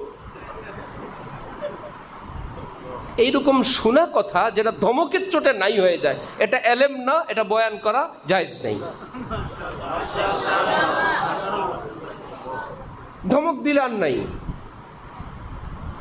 এবং অশুদ্ধ কথা। আরেক জায়গায় ওই বক্তার আরেক বক্তা হযরত আলীর নাম নিয়ে আলী রে বলে এমন জোরে টান দিছে যে নবী বললেন আলী রে। যাত্রাবাড়ি হযরত ছিলেন পাশে, বলে আলী কি তোর ছোট ভাই? হযরত আলী বল। ওই বেচারা তো পায়জামা খারাপ হয়ে গেছে। আলেম মানি তো আলেম হওয়া চাই ভাই। এলমে দ্বীনের খেদমত কারা করবেন? ওলামায়ে কেরাম। এখন যে কেউ নেমে গেছে এলমে দ্বীনের খেদমত করার জন্য, এলমের বয়ান করার জন্য, উম্মতকে এলেম দেওয়ার জন্য। দিতে গিয়া যা হচ্ছে তো হচ্ছে। নিজের ধর্ম অন্যের ধর্ম সমান বানায় ফেলতেছে। রাজনীতি এবং গণতন্ত্রের জন্য যা ইচ্ছে তাই বলতেছে। একটাই কারণ, আবেগ আছে, এলেম নেই। কি বলে তার অর্থ নিজেও জানে না। ইরাকের এক বাদশা নতুন কবি হয়েছে, 2 লাইন কবিতা লিখছে, আইয়ুহাল কাজী বিকুম কদ আযালনাকা ফাকুম। এইটুকুন মিলাইতে পেরে সে মহা খুশি। কিন্তু এর মধ্যে তার একটা রাজ্য আছে কুম, সেটার নাম এখানে আসছে। এই কবিতার 2 লাইনের মধ্যে কুম রাজ্যের কথা আসছে, সেখানের কাজীর কথা আসছে। খুশির চোটে লোক মারফতে তার কাছে এটা পাঠাইছে যে বাদশার পক্ষ থেকে এটা আসছে। কাজী বেচারাই চিঠি পড়ে কান্না করতে করতে বাদশার দরবারে আসছেন, হজরত আপনি আমাকে অসন্তুষ্ট হয়ে চাকরিচ্যুত করলেন, আমাকে মাফ করে দেন। কবে চাকরিচ্যুত করলাম? এই তো আপনি লিখছেন আইয়ুহাল কাজী বিকুম, কুম রাজ্যের কাজী সাহেব, কদ আযালনাকা, আমি তোমাকে চাকরিচ্যুত করলাম, ফাকুম, তুমি সিট ছাড়ো। বাদশা বলতেছে, বাবা আমি তো অর্থমর্থ জানি না, আমি এমনি লিখছি আর কি, অর্থ যে এটা হয়েছে আমি তো জানি না। বুঝেন নাই? যারা রোজার সাথে পূজা মিলাইছে, অর্থ যে কি দাঁড়াইছে জিজ্ঞেস করলে বলবো আসলে তো আমি জানি না। এ বলতে গিয়া কুম রাজ্যের কাজীর চাকরি চলে গেছে, আমি যে রোজারে পূজা বলতে গিয়ে আমার ইমান চলে গেছে। সরি আমি তো জানি না। না জানলে কি ইমান যাবে না? ইমান গেলে কি মুসলমান আর কাফেরের মধ্যে বিবাহ থাকে? তাহলে বিবি বেচারি তো মুসলমান, স্বামী হয়ে গেছে অমুসলিম, বিবাহ শেষ। বিবাহ শেষ হলে স্বামী স্ত্রীর সম্পর্ক জায়েজ না হারাম? হারামের ঘরে সন্তান হলে কি জাদা? কোথায় চলে গেছেন? মনে হয় যেন আসছি পৃথিবীতে এই দেশে ইসলামী হুকুমত কায়েম করার জন্য, আসছি পবিত্র গণতন্ত্র প্রতিষ্ঠা করার জন্য, এটাই আমার জীবনের। এবং বলে প্রয়োজনে গণতন্ত্রের জন্য জিহাদ করব। আল্লাহর জন্য জিহাদ করব বললে তো জঙ্গি হয়ে যাবে। কোরআনের জন্য জিহাদ করব বললে জঙ্গি হয়ে যাবে। মাদকের বিরুদ্ধে জিহাদ করব, গণতন্ত্রের জন্য প্রতিষ্ঠা করার জন্য কি করবে? জিহাদ করবে। মুজাহিদ ফি সাবিলিল্লাহ। আবেগ আছে, এটা আমরা উপলব্ধি করি, এবং একটা ফিকির আছে ভালো, তাও ফিকির করি। কারোর মধ্যে দ্বীনি একটা চেতনা আছে ভালো, তাও আমরা উপলব্ধি করি। এই অ্যাক্সিডেন্টগুলো কেন?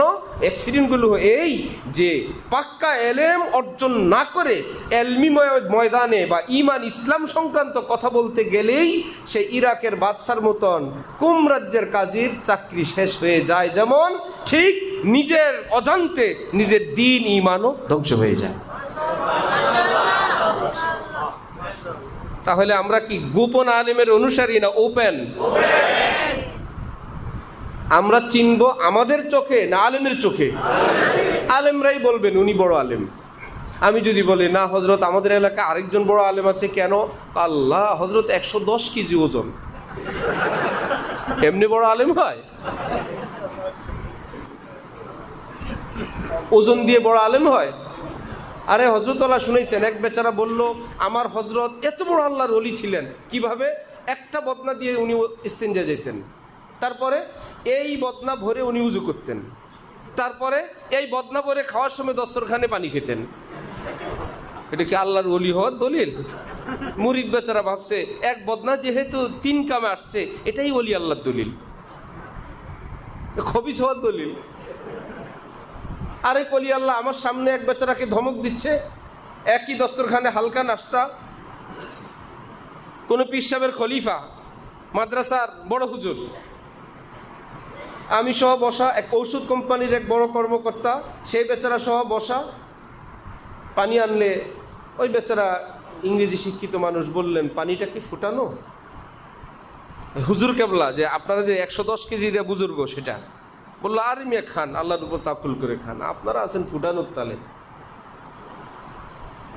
আমরা ছাত্র জমানায় বিশাল বড় এক দিঘি, পুকুরের মধ্যে আমরা গোসল করতাম, ওটার পানি খাইতাম, ওটার এক পাশে দিয়ে খোলা বাথরুম ছিল। নাম্বার 2, দেশ গ্রামে পুকুরের মধ্যে মানুষ বাচ্চাকে পায়খানা ধোয় না, বলে ওই পুকুরের পানি দিয়ে তো গোসল হয়, ভাত মাছ রান্না করে, কিছু হয়, ফুটান লাগে, খান। এই বেটা তো ইতস্ত, এটা যাই খাইতাম, এখন তো আরো ঝামেলা যোগ দিচ্ছে। দ্বিতীয়বার আসবে আর এখানে যদি আসলে বলবে হজরত আমি রোজা, ঠিক না? অথচ এটাকেই কিছু মূর্খ লোক মনে করবে আল্লাহ কত বড় আল্লাহর ওলি, একই বদনা দিয়ে 3 কাম সারতেন। আল্লাহ হজরতের জীবনে একটা চিরুনি কি জিনিস হাতে নেয় নাই, যার জন্য দাড়িগুলো জটলা ধরে পান খায়, হজরতের মুখ থেকে পান পড়তে পড়তে দাড়ির ভিতরে পর্যন্ত পান আটকায় রয়েছে, এত বড় আল্লাহর ওলি। আল্লাহর ওলি কে এটা আমরা ঠিক করবো না, আলেমরা ঠিক করবেন? আরে মিয়া তোমরা শুনো, ঢাকায় আছে সে বেড়ি বাঁধে মাঝে মাঝে, একদম জন্মদিনের পোশাক পরে এক আল্লাহর ওলি হাঁটে। ঢাকা বড় বড় কলেজ ভার্সিটির ছেলে মেয়েরা তার পিছনে ঘুরতে থাকে, হাঁটতে থাকে, সে হাঁটতেছে, এই আল্লাহর ওলির পিছনে অনুসারীরা হাঁটতেছে, ভক্তরা। পেশাব করলে সামনে গিয়ে বাটি ধরে, পায়খানা করলে পিছন দিয়ে গিয়ে চিলুঞ্চি ধরে। কোথায় চলে গেছে মুসলমান? এইটুকুনো বিবেক নাই। বিবস্ত্র হাঁটতেছে, কেউ তাকে এটা সাধে, কারোটা খায়, কারোটা খায় না, ভাবের কি? হযরত আশরাফ আলী থানভী রহমতুল্লাহি আলাইহির ঘরে এরকম এক ভাবলা আসছে ভুলে। একদিন ঢালকানগরে 3 হুজুর আসছে, আমার বাসায় বেল দিছে, বেচারা তো জানে না কার বাসা। বের হইলাম, কি বললো, এখানে মসজিদের কাজ চলতেছে, মসজিদের জন্য অনুদান। হাত যে বরাবর দেখাইলাম, বললাম এখানে মানে কোথায়? এই দিকে। কোন দিকে বলেন? মাওয়ারি দিকে। ইসমিশার আর মুশারুলিয়া দেখছেন কোথায়? গেন্ডারিয়া ঢালকানগর, এইদিকে এক মসজিদের কাজ চলে, ভালো করে ধরার পর হয়েছে কোন জায়গায়? জিজ্ঞাসা করলাম, মাওয়ার এই পাড়ে না ওই পাড়ে? ওই পাড়ে। বললাম দাঁড়ান, আমি জামাটা গায়ে দিয়ে আসি। জামা গায়ে দিয়ে 3টা নিয়ে আসলাম মাদ্রাসার অফিসে, মার্কাজুল নূরে। এরপরে লম্বা তবাতিল্লা করে কোনো রকম এখান থেকে ছুটছে।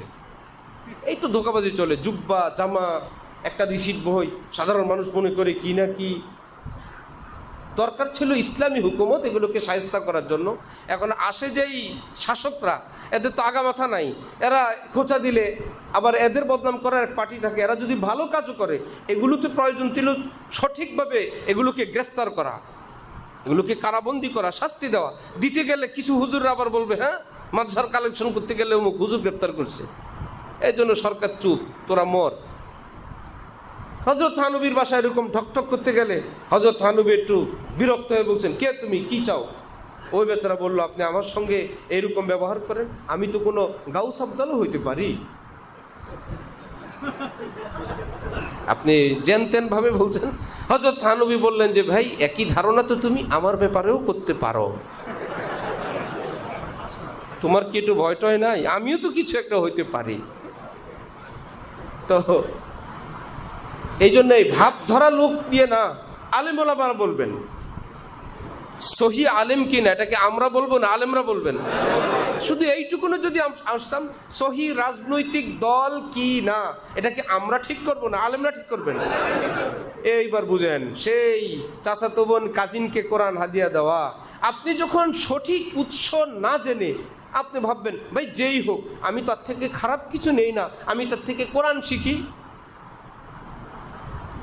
আমি তো ওনাদের থেকে হাদিস শিখি, আমি তাদের লোক না, আমি তাদের মতো না ভাই, জাস্ট শুধু একটু হাদিস শিখি, আমাদের মসজিদে আসে, আমি অনলাইনে তাদের সঙ্গে একটু যোগাযোগ রাখি, এরা ভালো ভালো জিনিসগুলো দেয়, আমি শুধু ওটা নেই, যেদিন খারাপ দিব ওদিন আমি নিব না। এইরকম সাদামাঠা মুসলমান অনেক।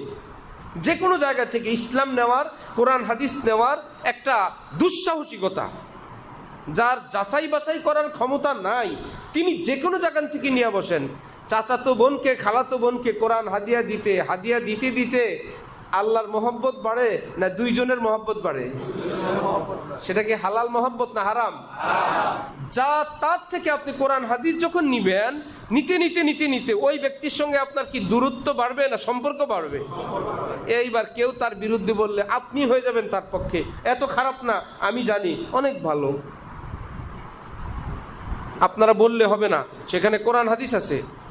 আপনি বলেন ইসলামের দুশ্মন, জিকির হয়, মুনাজাত হয়, ৫ ওয়াক্ত নামাজ হয়, আপনি কি করবেন? আমার জীবনে কোথাও চোখের পানি আসে নাই, ওই দরবারে গেলে আমার চোখের পানি আসছে। এই বেচারাকে আর ফেরানোর উপায় নেই। সে ধরাটা খাইল কিভাবে? আলেম ওলামাদের থেকে না জেনে অনির্ভরযোগ্য সূত্র থেকে দিন শিখে, দিন তো ছিল যতটুকু ছিল, শিখতে শিখতে ওই দুষ্ট দুরাচার অসভ্যদের হারাম প্রেমে আক্রান্ত হয়ে গেছে। এখন তো আর ছুটানো যায় না। আর যখন আলেম ওলামাদের থেকে জানবেন, আমার ভাই অনেক মানুষ সুস্থ, ডাক্তার বলে দেয় আপনার বলক, আমরা এটা মেনে নিই। অনেক মানুষ ভালো, ডাক্তার বলে দেয় আপনার ডায়াবেটিস আছে, আমরা মেনে নিই। আমরা দেখি আমরা ভালো, বললো চোখের এই অবস্থা, আমরা মেনে নিই। আমরা দেখি আমরা ভালো, ফ্যাটি লিভার, আমরা মেনে নিই। আমরা বলি আমরা ভালো, তার লিভারের এই সমস্যা আমরা মেনে নেই। শরীরের ইত্যাদি হিমোগ্লোবিন এত আমরা মেনে নেই, প্লাটিলেট এত আমরা মেনে নেই। তাহলে যেই বিষয়ে যারা পারদর্শী তারা বললেই আমরা মনে প্রাণে বিশ্বাস করি, অনুসরণ করি।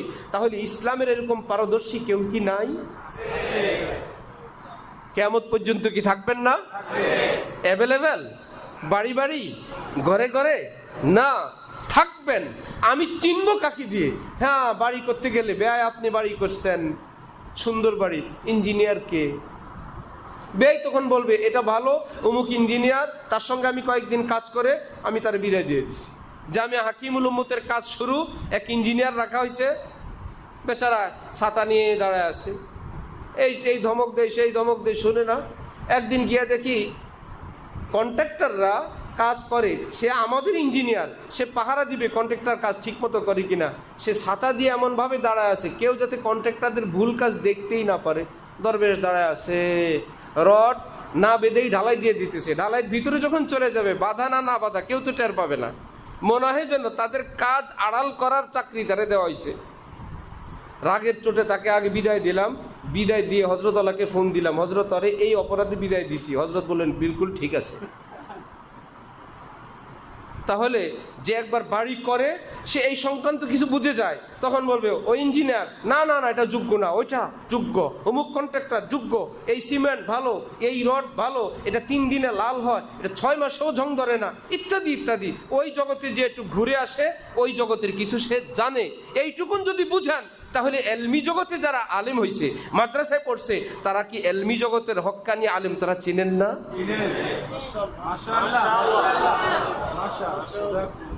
আপনি কেন নিচে নামেন? আপনি কেন নিজে নির্বাচন করতে যান কে হক কে বাতিল? কারণ বাতিলের কাছেও কোরআন আছে, ভণ্ডের কাছেও হাদিস আছে, ইসলামের কথা আছে, অনেক সুন্দর মর্মবাণী আছে, ভাষার জাদু আছে, এবং অনেক ভালো কাজ, সেটা আকর্ষণ, অনেক সুন্দর, অনেক শৃঙ্খলা। তাহলে আমাদের কাজ কারো শৃঙ্খলা দেখা, ভালো কথা দেখা, ইত্যাদি দেখা, না আলেমকে দিয়ে আগে যাচাই করা? যে আমাদের এলাকার আলেম ওলামারা বলছেন হক, তাহলে হক। আলেম ওলামারা বলে দিয়েছেন বাতিল, তাহলে কি বাতিল। আমরা অত কিছু জানি না। এইটুকুন যদি হয়ে যায় আমার ভাইয়েরা, তাহলে উম্মত মুক্তি পাবে। আর উম্মত যদি চালাক হয়ে যায়, আরে মসজিদে ফজরের নামাজের পর মশওয়ারায় বসছে নিজেরা, মসজিদের পাশে খালি জায়গা একজনে বাড়ি করবে, তো নামাজের পরে মুসল্লিরা মশওয়ারা করলো পাইলিং করা লাগবে কি না। আপনার কি খেয়াল? ইনশাল্লাহ লাগবে না। আপনি আল্লাহ রহমতে করেন। আপনার কি খেয়াল? না 10 তলা করেন, 1 তলা 2 তলায় কোনো সমস্যা হলো না। এ তো 1 তলা 2 তলা 3 তলা তো লঞ্চ পানির উপরেই চলে। ওখানে কি পাইলিং হয় নাকি? ফাউন্ডেশন দেয়? 3 4 তলা 5 তলা 6 তলা পানির উপর লঞ্চ চলে না? তো যে কোনো জায়গায় তো বিল্ডিং একটা 4 5 তলা এমনিই করা যায়। আর ইত্যাদি ইত্যাদি করা যাবে যখন ভূমিকম্প আসবে, কিংবা যখন আরও 1 2 তলা করতে যাবেন, তখন বিল্ডিং অল্প একটু ভাঙে না সবটাই শেষ? অল্প একটু কাইট হয়েছে, শুধু 1 ফুট কাইট হয়ে গেছে, ওই বিল্ডিং ব্যবহারযোগ্য? সবই শেষ। এতদিনের কষ্ট শেষ, মেহনত শেষ, কোরবানি শেষ। এই জন্য যে বাতিল, আপনি প্রথম দিন তার বাতিল ধরতে পারবেন না, দ্বিতীয় দিনেও পারবেন না, তৃতীয় দিনেও পারবেন না। হ্যাঁ, ইঞ্জিনিয়ার যদি বলেন এখানে পাইলিং লাগবে, পাইলিংয়ের বাইরে যাবেন না। ইঞ্জিনিয়ার বলবে রড এতগুলো লাগবে, ওই রডের কমেও বিল্ডিং করতে পারবেন। ইঞ্জিনিয়াররা যেই রড দেয় এর চাইতে আরো অনেক কম রডে অনেক অল্প ছাদ দিয়ে আপনি অনেক তলা করতে পারবেন। বিপদ আজকে আসবে না, বিপদ আসবে ভূমিকম্পের দিন, ঝড়ের দিন। এই জন্য ইঞ্জিনিয়াররা কত কিছু করে। কম্পিউটার এখন সিস্টেম আছে, নিজেরা লোড দেয় কম্পিউটারে, যেন এই বিল্ডিংয়ের উপর এত হাজার মানুষ, এতগুলো মাল, এতগুলো মেশিন উঠাইনো হয়েছে, এই রড দিছে, কম্পিউটারে চাপ দিছে, দেখা গেছে একদিক দিয়ে কাইট হয়ে গেছে, বললো এই রডে হবে না। কম্পিউটারই বিল্ডিং বানায়, লোড দেয়, 10 তলা বানায়, পরে দেখে এদিক থেকে একটু ফ্র্যাকচার, একটু বাঁকা হয়েছে, না রড আরো বাড়াইতে হবে, আরো মোটা করতে হবে। এটা কি আমার আপনার যোগ্যতা আছে সবার? আল্লাহর কসম, আলেম ওলামাদের কাছে এর চাইতে আরো গভীর গভীর জ্ঞান, সূক্ষ্ম সূক্ষ্ম জ্ঞান আল্লাহ পাক আসমান থেকে দান করে দেন।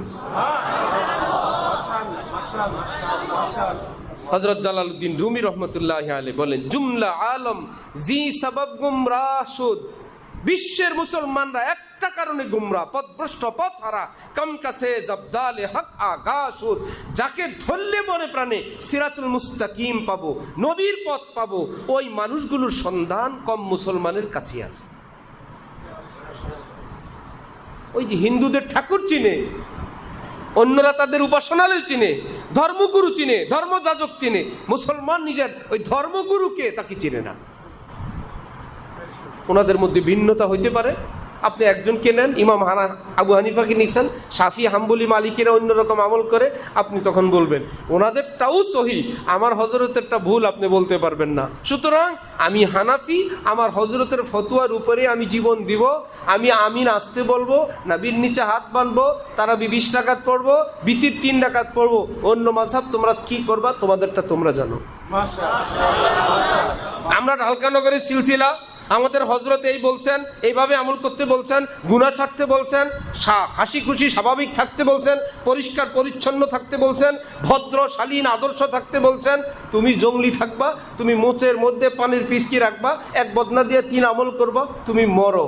আমি আমার হজরতের তরিকার উপর আছি। বুঝেন না ভাই? আমরা খায়ালে অলি আল্লাহ হইতে চাই, তুমি পুরান রুটি খায় হবা, খুব ফাইন। তোমার সাহেব যদি হক্কানি হয়, শুকনা রুটি খায় অলি আল্লাহ হও। হযরত থানবী বলেন, আমাদের ইচ্ছে একটু খায়াল হয়, অলি আল্লাহ হইবে। ভাই তুমি না খায়া হইতে চাও, তোমার ভালো লাগলে সেদিকে যাও। যে যাকে ভালো লাগে, হক্কানি হওয়ার পর, আলেম ওলামাদের পরীক্ষায় উত্তীর্ণ হওয়ার পর, এইবারে হক্কানিদের মধ্যে একটু 19-20 এরকম ইত্যাদি আছে। আপনার যাকে ভালো লাগে, ভালো লাগাবেন তো লাগাবেন, এমন না একটাই উনি আরেকটাই আরেকজন, ধরা খেয়ে যাবেন। যাকে আপনি জীবনের ইমাম বানাবেন, সে আপনার জীবনের মুরব্বী। তার দ্বীনি আদর্শ, চেতনা, ফিকির, মাযহাব, तरीका अमी तार जब नहीं हो किसी का तो क्यों हो किसी का उन्हीं का हुआ जा रहा हो आमी आमार शायखेर आमी आमार हजरतेर এইটুকুন যদি হয় এটা আপনাকে শায়েখ ভক্ত বানানোর জন্য না, আল্লাহর কসম তাওহীদ ওয়ালা বানানোর জন্য, রিসালাত ওয়ালা বানানোর জন্য, সিরাতুল মুস্তাকিম ওয়ালা বানানোর জন্য, সমস্ত গুমরাহি থেকে হেফাজত করার জন্য। ভারত একবার আরিয়া বানানোর প্রকল্প মুসলমানের কাছে এমন পারদর্শী প্রশিক্ষণপ্রাপ্ত আসে বিতর্কবাজরা, যাকেই ধরে কাই তর্কের সামনে যুক্তির সামনে পারে না, আরিয়া মানি কাফেরদের একটা ফিতনা বানায় ফেলে। তারা এসে রিপোর্ট দিছে একটা গ্রুপকে আমরা পারি নাই, কারা গেলেই বলে আমরা তো হাকিমুল উম্মত আশরাফ আলী থানভীর সঙ্গে সম্পর্ক রাখি, তোমার যুক্তি তর্ক আমরা হুজুরের কাছে বলবো, ঠিক আছে এখন যাও। আমরা তো কাসেম নানুতুবির ভক্ত, আমরা তো গঙ্গুহির ভক্ত, ঠিক আছে ওনার কথার বাইরে আমরা যাব না। এরা এসে রিপোর্ট দিছে সবগুলোকে আমরা কবজা করে ফেলছি, স্বীকার করে ফেলছি, কিন্তু যেগুলো কোনো বড় আল্লাহওয়ালার অন্ধভক্ত একটাকেও আমরা কাফের বানাইতে পারি নাই। হাদিস শরীফ লা ইয়াজালুন নাসু বিখাইরিন মা আখাযুল ইলমা আন আকাবিরিহিম, নবীজি বলেন বড় বড় আলেমদের হেদায়েতের উপর তোমরা যতদিন থাকবে হেদায়েতের উপর থাকবে, যেদিন বড়দেরকে বাদ দিবে যা তার পিছনে ঘুরবে, ইনিও ইসলামের কথা বলে তিনিও ইসলামের কথা বলেন। কাদিয়ানিরা কি কোরআনের বিরুদ্ধে বলে না পক্ষে বলে? ভাষণ যখন দেয় যান ইউটিউবে চ্যানেলে হাজারো কাদিয়ানির কথা আছে, নিয়মিত শুনলে আপনিও কাদিয়ানি হয়ে যাবেন, ইহুদি হয়ে যাবেন, খ্রিস্টান হয়ে যাবেন, কারণ যাচাই করার যোগ্যতা আপনার নেই। আল্লাহ আমাদেরকে মুসলিম জাহানকে হেফাজত করবেন। আল্লাহ কিছু নীতিমালা আছে, কিছু সিরিয়াল আছে। ভাই কেউ নামাজের কথা বলে, নামাজ নামাজ নামাজ নামাজ, আরেকজন পাশ থেকে বললো ভাই নামাজের আগে উজু। এখন এতদিন মসজিদে মানুষ যেত শত শত, উজুর কথা বলাতে এখন কেউ যায় উজুর দিকে, আর উজু করতে করতে অনেকে জামাতে আসে না। আগের নামাজওয়ালা বললো মিয়া আপনি উজু শুরু করছেন আবার, এতে করে তো মুসল্লি কমে গেছে। হ্যাঁ মুসল্লি তো কমছে ঠিক, আগেরগুলোর যে নামাজ হইতো না, এখন যারা নামাজ পড়ে তাদের নামাজ হওয়ার ব্যবস্থা হয়েছে, এতে করে যদি কমও হয় এটা কি খারাপ না ভালো? বললেন আমি নামাজের দাওয়াত দিয়ে আপনি আবার ডিস্টার্ব করেন। ইসলামের এরকম কিছু নীতিমালা আছে আগেরটা আগের। অজু ইস্তিনজার মধ্যে সিরিয়াল, ইস্তিনজা কি এগুলো অনেক সিরিয়াল, অজুটা আগে করে নেবেন পরে ইস্তিনজা। যত সিরিয়ালে হোক যত কষ্টই হোক, জামাত যদি চলেও যায় কিছুই করার নাই, ইস্তিনজার চাপ দিছে চোখে, মসজিদের পাশে দাঁড়ায় দাঁড়ায় ইমাম সাহেবের একামত শুনছে, ইমাম সাহেবের 4 রাকাত শুনছে, এইমাত্র ইস্তিনজা সিরিয়াল পেয়েছে, কি গুনাহ হবে? কেন এত বড় জামাত তো তরক করলো? আপনি অজুটা করে নামাজে আসতেন, নবীজি বলছেন মাকরু। আল্লাহ তোর জামাতে ঠেকে নাই যে পেটের ব্যথা নিয়ে আসলেও জামাতে আসা লাগবে। আব্দুল্লাহ ইবনে ওমর বলেন আমি ঘরে খানা খাই, এমন ক্ষুধা লাগছে, পাশে মসজিদে জামাত হয়, আমি বসে বসে শুনি আর খাই। ইবনে ওমর বলেন লা আন তাকুনা আকলি কুল্লুহা সালাতান খায়রুম মিন আন তাকুনা সালাতি কুল্লুহা আকলান। আমি জানি আমি খাওয়ার ভিতরে থাকবো আর নামাজের জন্য আফসোস করব, হায় নামাজটা পেলাম না, জামাতটা ধরতে পারলাম না, এটা আল্লাহর দৃষ্টিতে উত্তম। নামাজে গিয়ে হায় খাইতে পারলাম না, হায় পেট মোচড় দিতেছে, হায় রে খানা জানি থাকি কিনা, ওটার চেয়ে।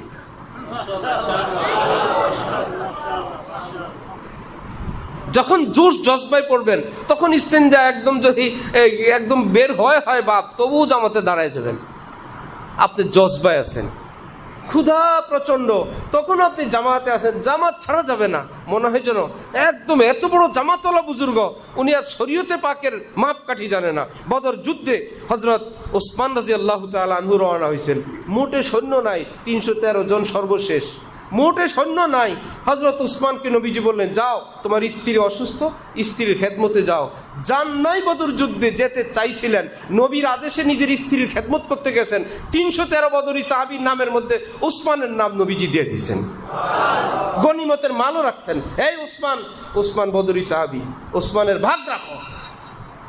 যান নাই বদরে, নাম হইল বদরি সাহাবী। যখন আলেম ওলামাদেরকে এড়ায় যাবেন তখন শুধু জোশে জজবায় নিজের বিবেক নিজের বুদ্ধি নিজের চোখে গোমরা হবেন। দ্বীনের খেদমত করবেন, নামাজ পড়ে পরে শুনে উজু নেই,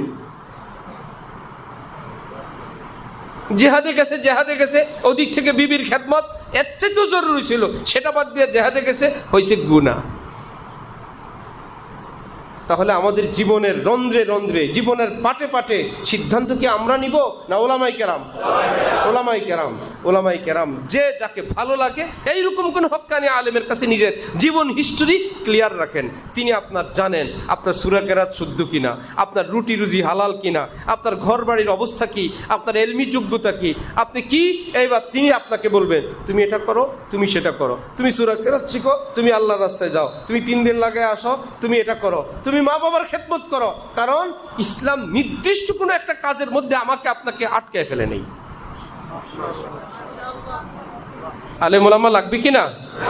আল্লাহ আমাদেরকে হক্কানি আলেমদেরকে চেনার এবং তাদেরকে জীবনের ইমাম বানানোর তৌফিক দান করেন। ওয়া আখিরু দাওয়ানা আলহামদুলিল্লাহি রাব্বিল আলামিন। গত মাসিক ইজতেমায় খুব বলছি, আপনারা ভালোভাবে শুনছেন। আমাদের হযরত আলা দামাত বারাকাতুহুমের জামিয়া হাকিমুল উম্মত, কেমন গুলশানে আক্তার কমপ্লেক্স, বিশ্বমানের এক দ্বীনি মাদ্রাসা আমাদের বাংলাদেশে। যেমন প্রতিষ্ঠাতা বিশ্বমানের, তার প্রতিষ্ঠানও বিশ্বমানের। কোনো বাড়িতে ঘরে যান না, কারো থেকে নেন না ভাই, কিছু নীতিমালার আলোকে। কিন্তু সরকারি কোনো অর্থায়নও তো হয় না, মুসলমানদের অর্থেই মাদ্রাসা চলে। মুসলমানদের থেকে অর্থ সংগ্রহ করার এক এক বুজুর্গের এক এক পদ্ধতি।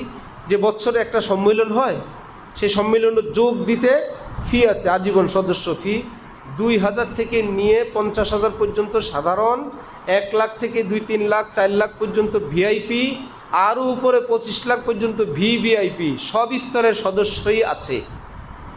এক হলেই সবাই বসে, একত্রেই সবার জন্য দিনে আলোচনা হয়, বিভিন্ন প্রয়োজন সেখানে পেশ করা হয়, মুসলমানরা অংশগ্রহণ করেন। তো সেখানে যদি যে নিজ নিজ সামর্থ্য অনুযায়ী সদস্য হন, সে হলে প্রবেশও করতে পারবেন, এই মুবারক মজলিসে যেতেও পারবেন। এত বড় এক আল্লাহওয়ালা দ্বীনি খেদমতের খাদেমদের খাতায় আপনার নাম উঠবে। কেমন ইনশাআল্লাহ? আমি গত মাসিক ইজতেমায় খুব বলছি, আজকেও বলছি, এই শনিবারে সকাল 9টায় সে মাসিক ইজতেমা। আল্লাহ পাক এই সম্মেলনকে কল্পনাতীতভাবে, কল্পনার চেয়ে বহুগুণ বেশি বরকত দান করেন এবং আল্লাহ আমাদেরকেও সেখানে খুব অংশগ্রহণের তৌফিক দান করেন। হজরতের মানসা, হজরতের চাহিদাকে আল্লাহ পাক সহজে সহজে ইজ্জতের সাথে হজরতের হায়াত থাকতে আল্লাহ পাক সেই বাগান সাজায় যাওয়ার, পরিচালনা করে যাওয়ারও তৌফিক দান করেন। আমরা হজরতের বাচ্চা, হজরতের গোলাম, হজরতের চামচা, আর কি বলবেন, দালাল, সবটা মানতে রাজি আছে। শাইখুল হাদিস জাকারিয়া সাহেব বলতেন না, জব দাঁত থে চনে না থে, জোয়ান কালে দাঁত মজবুত ছিল, কেউ চনা বুটো হাদিয়া দেয়নি। বুড়া কালে হাদিয়ার অভাব নাই, কাপ দাঁত নেই হ্যায় চেলে খা রায়। এখন বুড়া কালে মিষ্টি খেতে পারি না, এটা নিষেধ, ওটা নিষেধ, হাদিয়ার অভাব নাই, মানুষে আনে আমার জন্য খায় চেলা চামচারা। তা আমাদেরকে চেলা বলো, চামচা বলো, দালাল বলো, সবটার জন্য একদম ফুলের মালার মতো বরণ করতে প্রস্তুত ইনশাল্লাহ। আমাদের এখানেও আমরা এইরকম কিছু খেদমাতের জন্য গত কয়েক বছর থেকেই আল্লাহর রহমতে আমরা মজলিস করি। সর্বশেষ চূড়ান্ত হলো 6 ডিসেম্বর শনিবার আমাদের এখানে আজীবন সদস্য সম্মেলন অনুষ্ঠিত হবে ইনশাআল্লাহ। আমরা খুব অংশগ্রহণের ফিকির করব, অংশগ্রহণ করানোর ফিকির করব। আমি একজন আপনাদেরকে বললাম, আপনারা হইলেন, সেখান থেকে আপনি একজন যদি আরও একজনকে বলেন, সেও হইল। কেমন? তা আমরা তো কারো বাড়িতে দুয়ারে যাই না, অফিসে যাই না, কোরবানির কালেকশন করি না, রমজানে কোনো কালেকশন করি না। তো মাদ্রাসার এই অর্থ যোগানটা আসবে কোত্থেকে? সম্মানজনকভাবে, হালালভাবে একটা পদ্ধতি তো করা লাগবে, যে যাতে করে মাদ্রাসার রাজস্ব, মূল ফান্ডটা যেন মজবুত হয়। তো এভাবে আমরা ফিকির করতেছি আপনাদের দোয়ায়, যে এই বিশাল জায়গা খরিদ থেকে নিয়ে পর্যন্ত আল্লাহ পাক এ সকলের সহযোগিতায় কিভাবে হয়, কিভাবে আল্লাহর বান্দাবান্দিরা দেন। জায়গা কেনার সময় কত রকমের অনুদান। যিনি জায়গার মিডিয়া করলেন, মধ্যস্থতাকারী থাকেন একজন ব্রোকার, সেই ভাই টাকা দেওয়ার দিন বিকালে টাকা দিব, আমাদের অফিসে বসা, সে আমার পাশে বসা। এখন দেখতেছে একজনে টাকা নিয়ে আসতেছে, ওই টাকা দিতে হবে আজকে। একজনে 10,000 টাকা নিয়ে আসছে, খুশি না? নিয়ে আসছে ধার। ভাই মাদ্রাসাকে আমি দান করার ক্ষমতা আমার নাই, আমি 10,000 টাকা ধার দিলাম, দিতে হবে 3 কোটি টাকা, দিতে হবে কয় কোটি? ওই বেটা নিয়ে আসছে 10,000 টাকা, তাও কি ধার, সেটাও সাদরে বরণ করলাম। আরেক বেচারা আংটি নিয়ে আসছেন একটা, আমার কিছু না, একটা স্বর্ণের আংটি আছে, আমি এটা দান করলাম। আরে কি মুশকিল, যে যার মতন। এই সারাদিনের এই দৃশ্য দেখে ওই বেচারা যে মাদ্রাসার টাকা এইভাবে আসে, মুসলমানরা এইভাবে দান করে, নারী তার গহনা খুলে পাঠায় দেয়, কেউ আংটি দিয়ে দেয়, কেউ 10 টাকা 20 টাকা দেয়, এভাবে আপনাদের টাকা হয়। হুজুর মিডিয়ার জন্য যে একটা টাকা, আমি একটা টাকাও নিব না, আমার কোনো টাকা টুকা লাগবে না, আমি এমনিতেই খেদমত করব, বরং আমি যদি পারি এই মাদ্রাসায় খেদমত করব। বুঝছেন? সবই যারা ভালোবাসে যাকে, তার খেদমতকে সহযোগিতা করে, এটাই নিয়ম। সব তরিকায়, সব সিলসিলায়, সব মাযহাবে যে যেই তরিকা, যে যাদেরকে ভালোবাসে, যারা এটা চায় আমার এই প্রিয় মানুষের মতো আরও কিছু মানুষ হোক, এরকম কিছু আছে না? ধানমন্ডিতে এক ডাক্তারের কাছে গেলাম, চিকিৎসা শেষ, আমাকে বলে হুজুর আমি অমুক জায়গায় এত একর জায়গা কিনছি, একটা মাদ্রাসা করব, স্কুল করব, জাকির নাইক স্টাইলের। তাহলে সে কার ভক্ত? সে জাকির, সে চাচ্ছে জাকির নাইক দুনিয়া থেকে চলে গেলে পরে জাকির নাইক কোত্থেকে আসবে, একটা স্কুল বানায়, আরও কিছু জাকির নাইক যাতে পয়দা হয়, সৎকায় জারিয়া হিসেবে। ওকে, ভান্ডারি দেখেন ভান্ডারি, বেতাদি দেখেন বেটারি, মাজারি দেখেন মাজারি। কিন্তু আহলে হকে আসার পর যেই বেচারায় মাজারে টাকা দিত ধুম, বন্ধ করে টাকা দিত অনেক বছর বছর গরু, আহলে হক হয়ে যাওয়ার পরে মাশাআল্লাহ মনে করে আর টাকা পয়সা বের করে এগুলো গুনাহের কাজ। আমাদের হযরত আলী বলেন, নজর বাঁচাইতে বললে রেডি, নামাজ পড়তে বললে রেডি, ওজিফা দিতে বললে রেডি, যখনই আল্লাহর রাস্তায় খরচের ব্যাপার আসে বলে এত বোকা হই নেই। বুঝতেছেন? এটা ভালো না।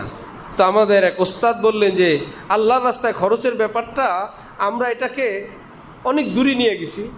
কোরআন হাদিসে 2 জায়গায় ইসলামের বুনিয়াদ সম্পর্কে আলোচনা, দোনো জায়গায় আল্লাহর রাস্তায় খরচের সিরিয়াল নাম্বার হইল 3। কোরআন শরীফ আলিফ লাম মিম যালিকাল কিতাব লা রাইবা ফি হুদাল লিল মুত্তাকিন। এবার মুত্তাকি কারা? আল্লাযীনা ইউমিনুনা বিল গায়ব 1, ওয়া ইউকিমুনাস সালাহ 2, ওয়া মিম্মা রাযাকনাহুম ইউনফিকুন 3। তাহলে আল্লাহর রাস্তায় খরচ করার নাম্বার কত? 3। বুনিয়াল ইসলামু আলা খামস 1, শাহাদাতি আল্লা ইলাহা ইল্লাল্লাহ ওয়া আন্না মুহাম্মাদার রাসূলুল্লাহ 2, ওয়া ইকামিস সালাহ 3, ওয়া ইতাইজ যাকাত। যাকাত হইল কি? 3। ওখানেও 3, এখানেও কত? 3। কিন্তু বাঙালি এমন চালাকের চালাক, ফাইল পাল্টাইতে পাল্টাইতে অফিসে এখন ইসলামের বুনিয়াদ 5টি, কালিমা, নামাজ, রোজা, হজ, কত নম্বরই নিয়ে গেছে ফাইল। বলে খরচেরটা এত সামনে আনেন, আরো পরে নেন, আগে নামাজ রোজা করি, লাগলে রোজা রাখবো। অথচ রোজার আগে দানের কথা হাদিসে, শাহাদাতি আল্লাহ ইলাহা ইল্লাল্লাহ ওয়া আন্না মুহাম্মাদার রাসূলুল্লাহ 1, ইকামিস সালাহ 2, ইতাইজ যাকাত 3। যাকাতের নাম্বার কত হাদিসে? আর বাংলা অনুবাদে কালেমা, নামাজ, রোজা, হজ, যাকাত। ফাইল যত নিচে ফেলানো যায় তত মামলা পিছায়, বলে এটা অনেক পিছনে আছে। এটা আমাদের বাঙালি অনুবাদ। এই যে আল্লাহর রাস্তায় খরচ করা, এটা নেশা বানানো চাই, নিজের থেকেই নেশা, নিজের থেকেই নেশা। যে ভাই এখানে, এটা পাকিস্তানে আছে, সাউথ আফ্রিকা আছে, মুসলমানরা নিজের থেকেই দান করে। আচ্ছা এই মাদ্রাসায় আসলাম, এ শরীক হব না, আজকে কিছু দিব না, বা আজকে আল্লাহর রাস্তায় কোনো দান করলাম না, ভাই আজকে তো আমার অনেক লাভ হয়েছে, আলহামদুলিল্লাহ আজকে অনেক লাভ হয়েছে, আজকে তো একটা কাজ হয়েছে, কিছু দিব না। এই যে দেওয়া, আমরা কি প্রতিদিন নামাজ পড়ি কোনো আলেম ওলামার ওয়াজের চুটে, যে নামাজের আগে হুজুর ওয়াজ করছিলেন পরে নামাজে আসি, না নিজেদের বুঝ? আলেম ওলামাদের বয়ানের বরকতে আমাদের একটা বুঝ হয়েছে ভাই নামাজ পড়া দরকার, এটা আমাদের ইমানি একটা আমল, ঠিক না? ঠিক এমনি ভাবে আল্লাহর রাস্তায় খরচ করাটা দরকার, এটা নিজের বুঝ হওয়া দরকার। আলেমরা বলবেন বছরে 1 বার 2 বার 10 বার, কিন্তু আমি নিজের থেকে, আমার কেউ ডাকে নাই, কালেকশন করে নাই, চায় নাই, খোঁচায় নাই, উদ্বুদ্ধ করে নাই, আল্লাহর খুশির জন্য আমি আজকে একটু দান করব। 50 টাকা হোক, 100 টাকা হোক, লক্ষ টাকা হোক, নিজে নিজে ঘুরে ঘুরে। এবার নিজের সাথীদের মধ্যে গরিব মানুষ আছে, নিজের মহল্লা আছে, অভাবগ্রস্ত আলেম ওলামা আছে, দিনদার আছে, নিজের প্রিয় প্রতিষ্ঠান আছে, কতভাবে করা যায়, কতভাবে করা যায়। তাহলে খরচের একটা নেশা আল্লাহ আমাদের মধ্যেও দান করেন। আপনি কি মনে করেন আল্লাহর রাস্তায় দান করলে আল্লাহ কি ওই সময় দেখেন না? যা আমার বান্দার পকেট থেকে এই টাকাগুলো গেল, আল্লাহ চুপ করে বসে থাকবেন?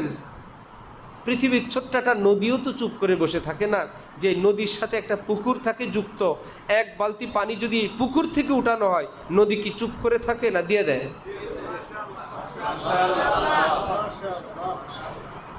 নাকি বলে না আমি দিব না? যদি এখানে একটা বড় সেলু মেশিন লাগায় টানতে থাকে, নদী কি বলে আমি এত পানি দিতে পারবো না, তুই পুকুর তোর থেকে দে?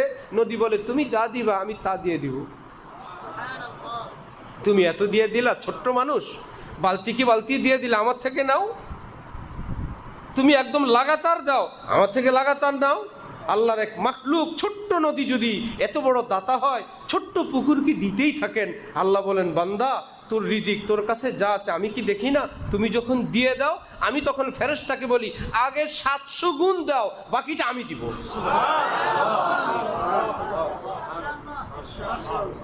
এক বালতি ভাই, 1 বালতি না 700 বালতি। আগে বলে 700 বালতি দিয়ে ডট ডট লেখে রাখো, অতিরিক্তটা আমি দিব। আল্লাহু ইউযাইফু লিমান ইয়াশা, আল্লাহ যাকে চান আরো বেশি দেন, সেটা আমার দায়িত্বে রাখো, আগে 700 গুণ তুমি দিয়ে দাও। এই জন্য আল্লাহর রাস্তায় খরচ করার এক মেজাজ রাখবো নিজের থেকে। এই বিভাগ সেই বিভাগ, ওখানে কি করা যায়, আমাদের সিলসিলার প্রচারের জন্য এই কাজটা করা যায়, এখানে এই জিনিসটা করা যায়, অমুক তারিখে আমি সাথীদেরকে একটু পানি খাওয়াবো, অমুক তারিখে এই জায়গায় আমি এই রাখবো, কত সাথী টুপি থাকেন আমি টুপি দিব, অমুক জায়গায় একটা টিস্যু রেখে দিব। এটা খরচের মেজাজ।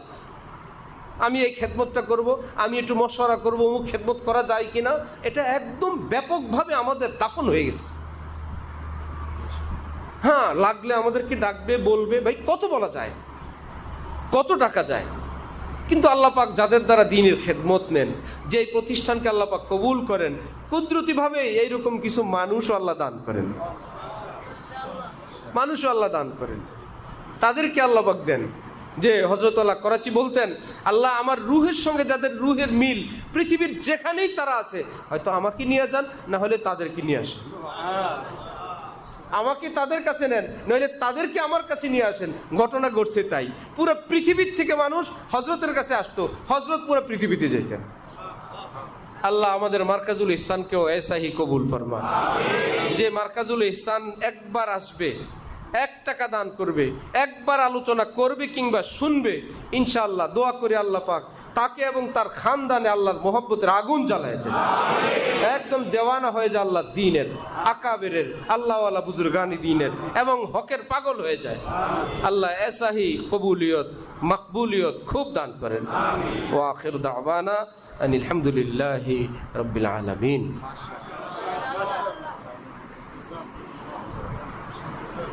আল্লাহ, তাহলে এই 1 মাস আগামী মাসিক ইজতেমা ইনশাআল্লাহ, সেটাও তো আমাদের অনুষ্ঠানের আগে আমরা পাবো না? নভেম্বরের 20 তারিখে আমাদের আগামী মাসিক ইজতেমা। আগামী মাসিক ইজতেমা আসার সময় যে ফিকির করবো, আমাদের এখানে শুরু 3000 দিয়ে, কেমন? এরপরে যে কোনো সংখ্যা 5, 10, 20, 50, 1 লাখ। 1 লাখ হয়ে গেলে সেই সদস্যদেরকে আমরা এই আজীবন সদস্য থেকে তাদের নাম নিয়ে যাই স্থায়ী সদস্য, ওই নামে একটা ভিন্ন নাম দিয়ে তাদেরকে একটু আলাদা করা, যাতে ডাকতে তাদেরকে নিয়ে বসতে একটু ভিন্ন সুবিধা হয়। তো ফিকির করা সব সাথী, যে বড় অঙ্কের কিছু সাথী যেন আল্লাহ পাক মিলিয়ে দেন আমার দ্বারা, আমি আগে শরিক হই, হোক না সেটা ছোট, যে আমি হয়েছি শরিক 3000-এর, আমি আরও জোগাড় করে দিছি 5000-এর 10 জন, 10,000-এর 5 জন, ইত্যাদি ইত্যাদি, কত রকমের খেদমত হয়। তাহলে আমরা এই মাস আগামী নভেম্বরের 20 তারিখ পর্যন্ত সবাই যারা অনলাইনে শুনেন বা পরে শুনবেন, বা উপস্থিত আছেন, আমরা সবাই যদি একটু ফিকির করি, একটু মুখ খুলি, একটু কদম বাড়াই যে মাদ্রাসার আজীবন সদস্য বৃদ্ধির জন্য আমরা ফিকির করব, আগামী মাসে যেন এসে এখানে রিপোর্ট দিতে পারি।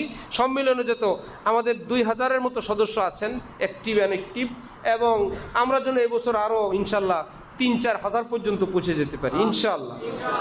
তাহলে আমাদের মাদ্রাসার যে আর্থিক প্রয়োজন, অনেক প্রকল্প, বড় বড় কাজ, আমরা যাব না তো কোত্থেকে আসবে? হাবাবরাই দিবেন, জানবেন ইনশাআল্লাহ। চেষ্টা করবো ইনশাআল্লাহ। কেউ চাইলে ফর্ম পূরণ করে যেতে পারবেন, আমাদের কাউন্টার আছে, ফর্ম নিয়েও যেতে পারবেন। যে আমি 2-4-10টা ফর্ম নিয়ে যাই, নিজে চেষ্টা করব যে কটা পূরণ করতে পারি ইনশাআল্লাহ। এই ব্যবস্থাও আছে ইনশাআল্লাহ। শেষ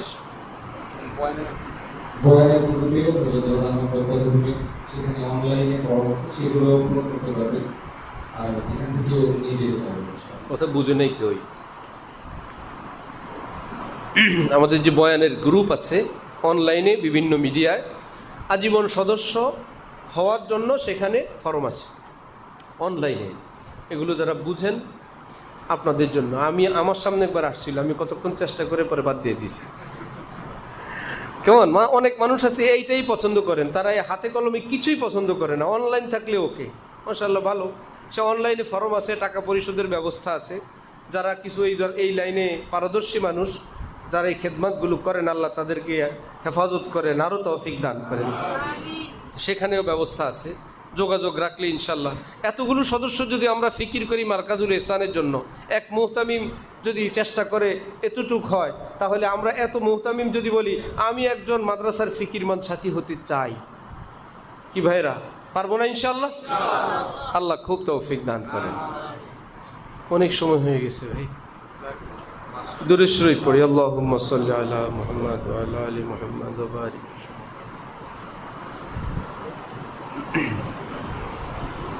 আলহামদুলিল্লাহি রাব্বিল আলামিন, ওয়াসসালাতু ওয়াসসালামু আলা রাসূলিহিল কারীম।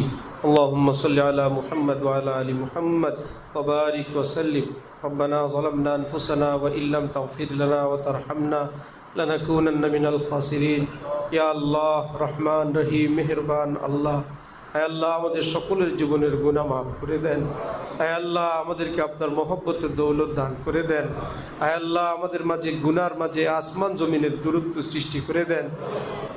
আল্লাহ আপনার নাম আমাদের মুখে, আমাদের অন্তরে মিঠা বানায় দেন, ঈমানের মধুরতা দান করে দেন। আয় আল্লাহ আপনি কোরআনে পাকে গুনার কাছে যেতে নিষেধ করেছেন। আয় আল্লাহ আমাদেরকে গুনাহ থেকে দূরে থাকার তৌফিক দান করে দেন। আয় আল্লাহ আমাদের, আয় আল্লাহ স্ত্রী, সন্তান, মা বাবা, আপনজন, প্রিয়জন সকলকে তৌফিক দান করে দেন। আয় আল্লাহ যেই গুনাহে, যেই ভুলে গলত আকীদা আক্রান্ত, তওবা করে সুপথে ফেরার তৌফিক দান করে দেন। সকল মুসলমানকে তৌফিক দান করে দেন। আয় আল্লাহ মারকাজুল ইহসানকে কবুল ফরমান, সমস্ত জরুরত গায়বী খাজানা থেকে পুরা করে দেন। মুখলেস আহবাব আপনি খুব খুব দান করেন। আয় আল্লাহ কারো কাছে হাত পেতে বেইজ্জত হওয়া থেকে আপনি হেফাজত করেন। আয় আল্লাহ মারকাজুল ইহসান যখন প্রতিষ্ঠা হয়, শুরু লগ্নের মিটিংয়ে আমাদের মুখলিস আহবাবরা সহ আমরা বলছিলাম, আল্লাহ করে কিয়ামত পর্যন্ত মারকাজুল ইহসানের সকল কাজ আয় আল্লাহ যেন, আয় আল্লাহ কারো উপর চাপাচাপি না হয়ে কাড়াকাড়ি হয়। খেদমত যখন উপস্থাপন করা হবে, কে কার আগে এই খেদমত আঞ্জাম দিবে, এরকম কাড়াকাড়ি হয়। আয় আল্লাহ আপনি কুদরতের, আয় আল্লাহ মুজাহারা ফরমান, আপনার বান্দাদেরকে আপনি ऐसाही তৌফিক দান করে দেন। আয় আল্লাহ এই এরিয়াকে আপনি সুবিশাল বানায় দেন, সুপ্রশস্ত করে দেন। আয় আল্লাহ কিয়ামত পর্যন্তের জন্য আপনি কবুল করে নেন। আয় আল্লাহ সব কষ্ট পেরেশানি আপনি দূর করে দেন, অভাব অনটন দূর করে দেন, জাহিরি বাতিনি তারাক্কি দান করেন। উস্তাদ, ছাত্র, অভিভাবক, খায়ের কা, হিতাকাঙ্ক্ষী, মহব্বতওয়ালা আয় আল্লাহ মজলিসে আগমনকারী, শ্রবণকারী, সহযোগিতাকারী আয় আল্লাহ তাদের সকলকে আপনার মহব্বতের দৌলত দান করে দেন। আয় আল্লাহ আমাদের ঘরে ঘরে রহমত দান করেন, শান্তি দান করেন, ইজ্জতের জিন্দিগি দান করেন, রিজকে বারাকাত দান করেন।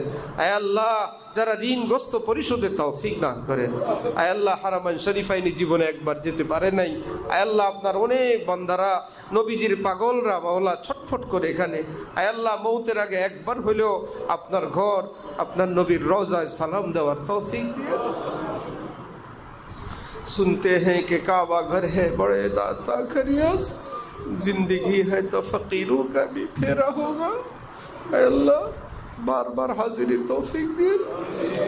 আল্লাহ পরিবার পরিজন নিয়ে বারবার হাজিরে তৌফিক দেন। আহবাব মুহিব্বিন মুখলিসিন সাথী নিয়ে বারবার হাজিরে তৌফিক দেন। আয় আল্লাহ আমাদের এই মাদ্রাসাকে কবুল করে নেন। আয় আল্লাহ নতুন ভবন খাওয়ার জন্য আমরা ফিকির করছি, আপনি সব সহজ করে দেন। আয় আল্লাহ প্ল্যান প্রোগ্রাম পরিকল্পনা ডিজাইন, আয় আল্লাহ আপনার চোখে সুন্দর ডিজাইন আপনি দান করে দেন। আয় আল্লাহ সব কিছু আপনি আয় আল্লাহ সহজে সহজে পার করে দিয়ে দেন। আয় আল্লাহ যাদের হাত আছে পা আছে আয় আল্লাহ তারা বলতে পারে চষতে পারে, আয় আল্লাহ যে ল্যাংড়া লুলা অন্ধ তার কিছু নেই, আল্লাহ আমরা ল্যাংড়া লুলা অন্ধ, আল্লাহ জবানও নাই হাতও নাই পাও নাই, আল্লাহ আপনি সহজে সহজে সব কিছু ব্যবস্থা করে দিন। আল্লাহ আপনার যে বান্দেগানরা আল্লাহ কল্পনীয় খেদমত করে, আমি জীবনে দেখি নাই কেউ মাদ্রাসা মসজিদে এভাবে দান করে। আল্লাহ আমি কাছের থেকে জানি এত বড় লোকও না, এত পয়সাওয়ালাও না। আয় আল্লাহ জীবন উজাড় করে যারা দেয়, আয় আল্লাহ আপনার রহমত তাদের জন্য উজাড় করে দেন, তাদের খানদানে আপনি রহমতের বারিশ করে দেন, তাদের আওলাদ ফরজুনকে আলেম আল্লাহওয়ালা বানায় দেন, স্ত্রীর স্বামী স্ত্রীর মহব্বত আপনি খুব দান করে দেন। আয় আল্লাহ আমাদের মুসলমানরা যে যেখানে বিপদে আছে উদ্ধার ফরমান, গাজাকে আপনি কুদরতিভাবে হেফাজত ফরমান। আয় আল্লাহ আপনি পুনর্বাসনের সুন্দর ব্যবস্থা করে দেন, চিরদিনের জন্য জালেমদেরকে আপনি স্তব্ধ করে দেন। আয় আল্লাহ জালেমদের দূষর সহযোগিতাকারীদেরকে স্তব্ধ করে দেন। আয় আল্লাহ মুসলমানদেরকে হক্কানি আলেম উলামা চেনার তৌফিক দান করে দেন, আলেমদের সিদ্ধান্তের উপর অটল অবিচল থাকার তৌফিক দান করে দেন। সকল গুমরাহি থেকে হেফাজত ফরমান। যেই ভাইয়েরা গুমরাহির পথে গেছে সৎ পথে সঠিক পথে সিরাতুল মুস্তাকিমে ফেরার তৌফিক দান করে দেন। আয় আল্লাহ আয় রব্বুল আলামিন উপস্থিত সকলের নেক মাকসুদ আপনি কবুল করে নেন। আল্লাহ আমার পীর ও মুর্শিদ হযরত আলা দামাত বারাকাতুহুমের হায়াতে খুব বরকত দান করেন। আয় আল্লাহ হযরতকে আপনি 120 বছর হায়াত সিহহাতের সাথে আফিয়তের সাথে দান করে দেন। আয় আল্লাহ হযরতের জামিয়াকে আপনি কবুল ফরমান, জামিয়া সম্মিলনকে কবুল ফরমান। আয় আল্লাহ বিশাল সুবিশাল মসজিদ করবেন আমার শেখ। আয় আল্লাহ আপনি আসমান থেকে সব ব্যবস্থা করে দেন। আয় আল্লাহ আজীবন সদস্য সম্মিলন আপনি খুব কামিয়াব করে দেন। আয় আল্লাহ হযরতের রুহানি দৌলত আমাদেরকে খুব দান করেন, খুব মহব্বত মুনাসাবাত দান করে দেন। আয় আল্লাহ যার যার সাথে মুনাসাবাত আয় আল্লাহ সেই আল্লাহর ওলির সঙ্গে আপনার দিওয়ানার সঙ্গে সম্পর্ক করে আপনার মহব্বতের সবক নেওয়ার তৌফিক দান করে দেন। আয় আল্লাহ দুষ্টু দুরাচার ভণ্ড বেদাতীদেরকে আয় আল্লাহ তওবা করে সঠিক পথে ফেরার তৌফিক দান করে দেন। আয় আল্লাহ আমাদের সকলের দোয়া মুনাজাত রাসূলুল্লাহ সাল্লাল্লাহু আলাইহি ওয়াসাল্লামের উসিলায় কবুল ফরমান। আয় আল্লাহ এলাকার বহু আলেম উলামা আয় আল্লাহ অভাবনীয় অকল্পনীয় খেদমাত করেন এই মাদ্রাসার, এবং কাছের দূরের অনেকেই করেন। মাদ্রাসা হয়ে আরেক মাদ্রাসা এমন খেদমাত করা আয় আল্লাহ আমি এই কথাও জীবনে শুনি নাই। আয় আল্লাহ সেই ছাত্র সেই উস্তাদ সেই কমিটিকে আয় আল্লাহ দোনো জাহানে আপনি শ্রেষ্ঠ শ্রেষ্ঠ পুরস্কার দান করে দেন। সেই মাদ্রাসাগুলোকে আপনি কবুল ফরমান। সুবহানা রাব্বিকা রাব্বিল ইজ্জাতি আম্মা ইয়াসিফুন। আয় আল্লাহ আমাদের এক দোস্ত বেচারা আয় আল্লাহ তার আত্মীয়ার বিয়ের ব্যাপারে দোয়া চেয়েছেন, আয় আল্লাহ সহজ সুন্দরভাবে তার বিয়ের আপনি ব্যবস্থা করে দেন। আয় আল্লাহ আমাদের হাজী মনসুর লোক সাহেবের মেয়ে আয় আল্লাহ হসপিটালে অসুস্থ মেয়েটাকে আপনি আয় আল্লাহ খুব সুস্থ করে দেন। আয় আল্লাহ আমাদের আয় আল্লাহ আহবাব মুহিব্বিন মুতাআল্লিকিন আয় আল্লাহ অনেকে অনেক ধরনের পেরেশানিতে, কেউ ঋণে, কেউ পাওনা টাকা নিয়ে, কেউ ব্যবসা নিয়ে, কেউ স্ত্রী সন্তান নিয়ে আয় আল্লাহ সব কষ্ট পেরেশানি আপনি নিজ কুদরতে দূর করে দেন।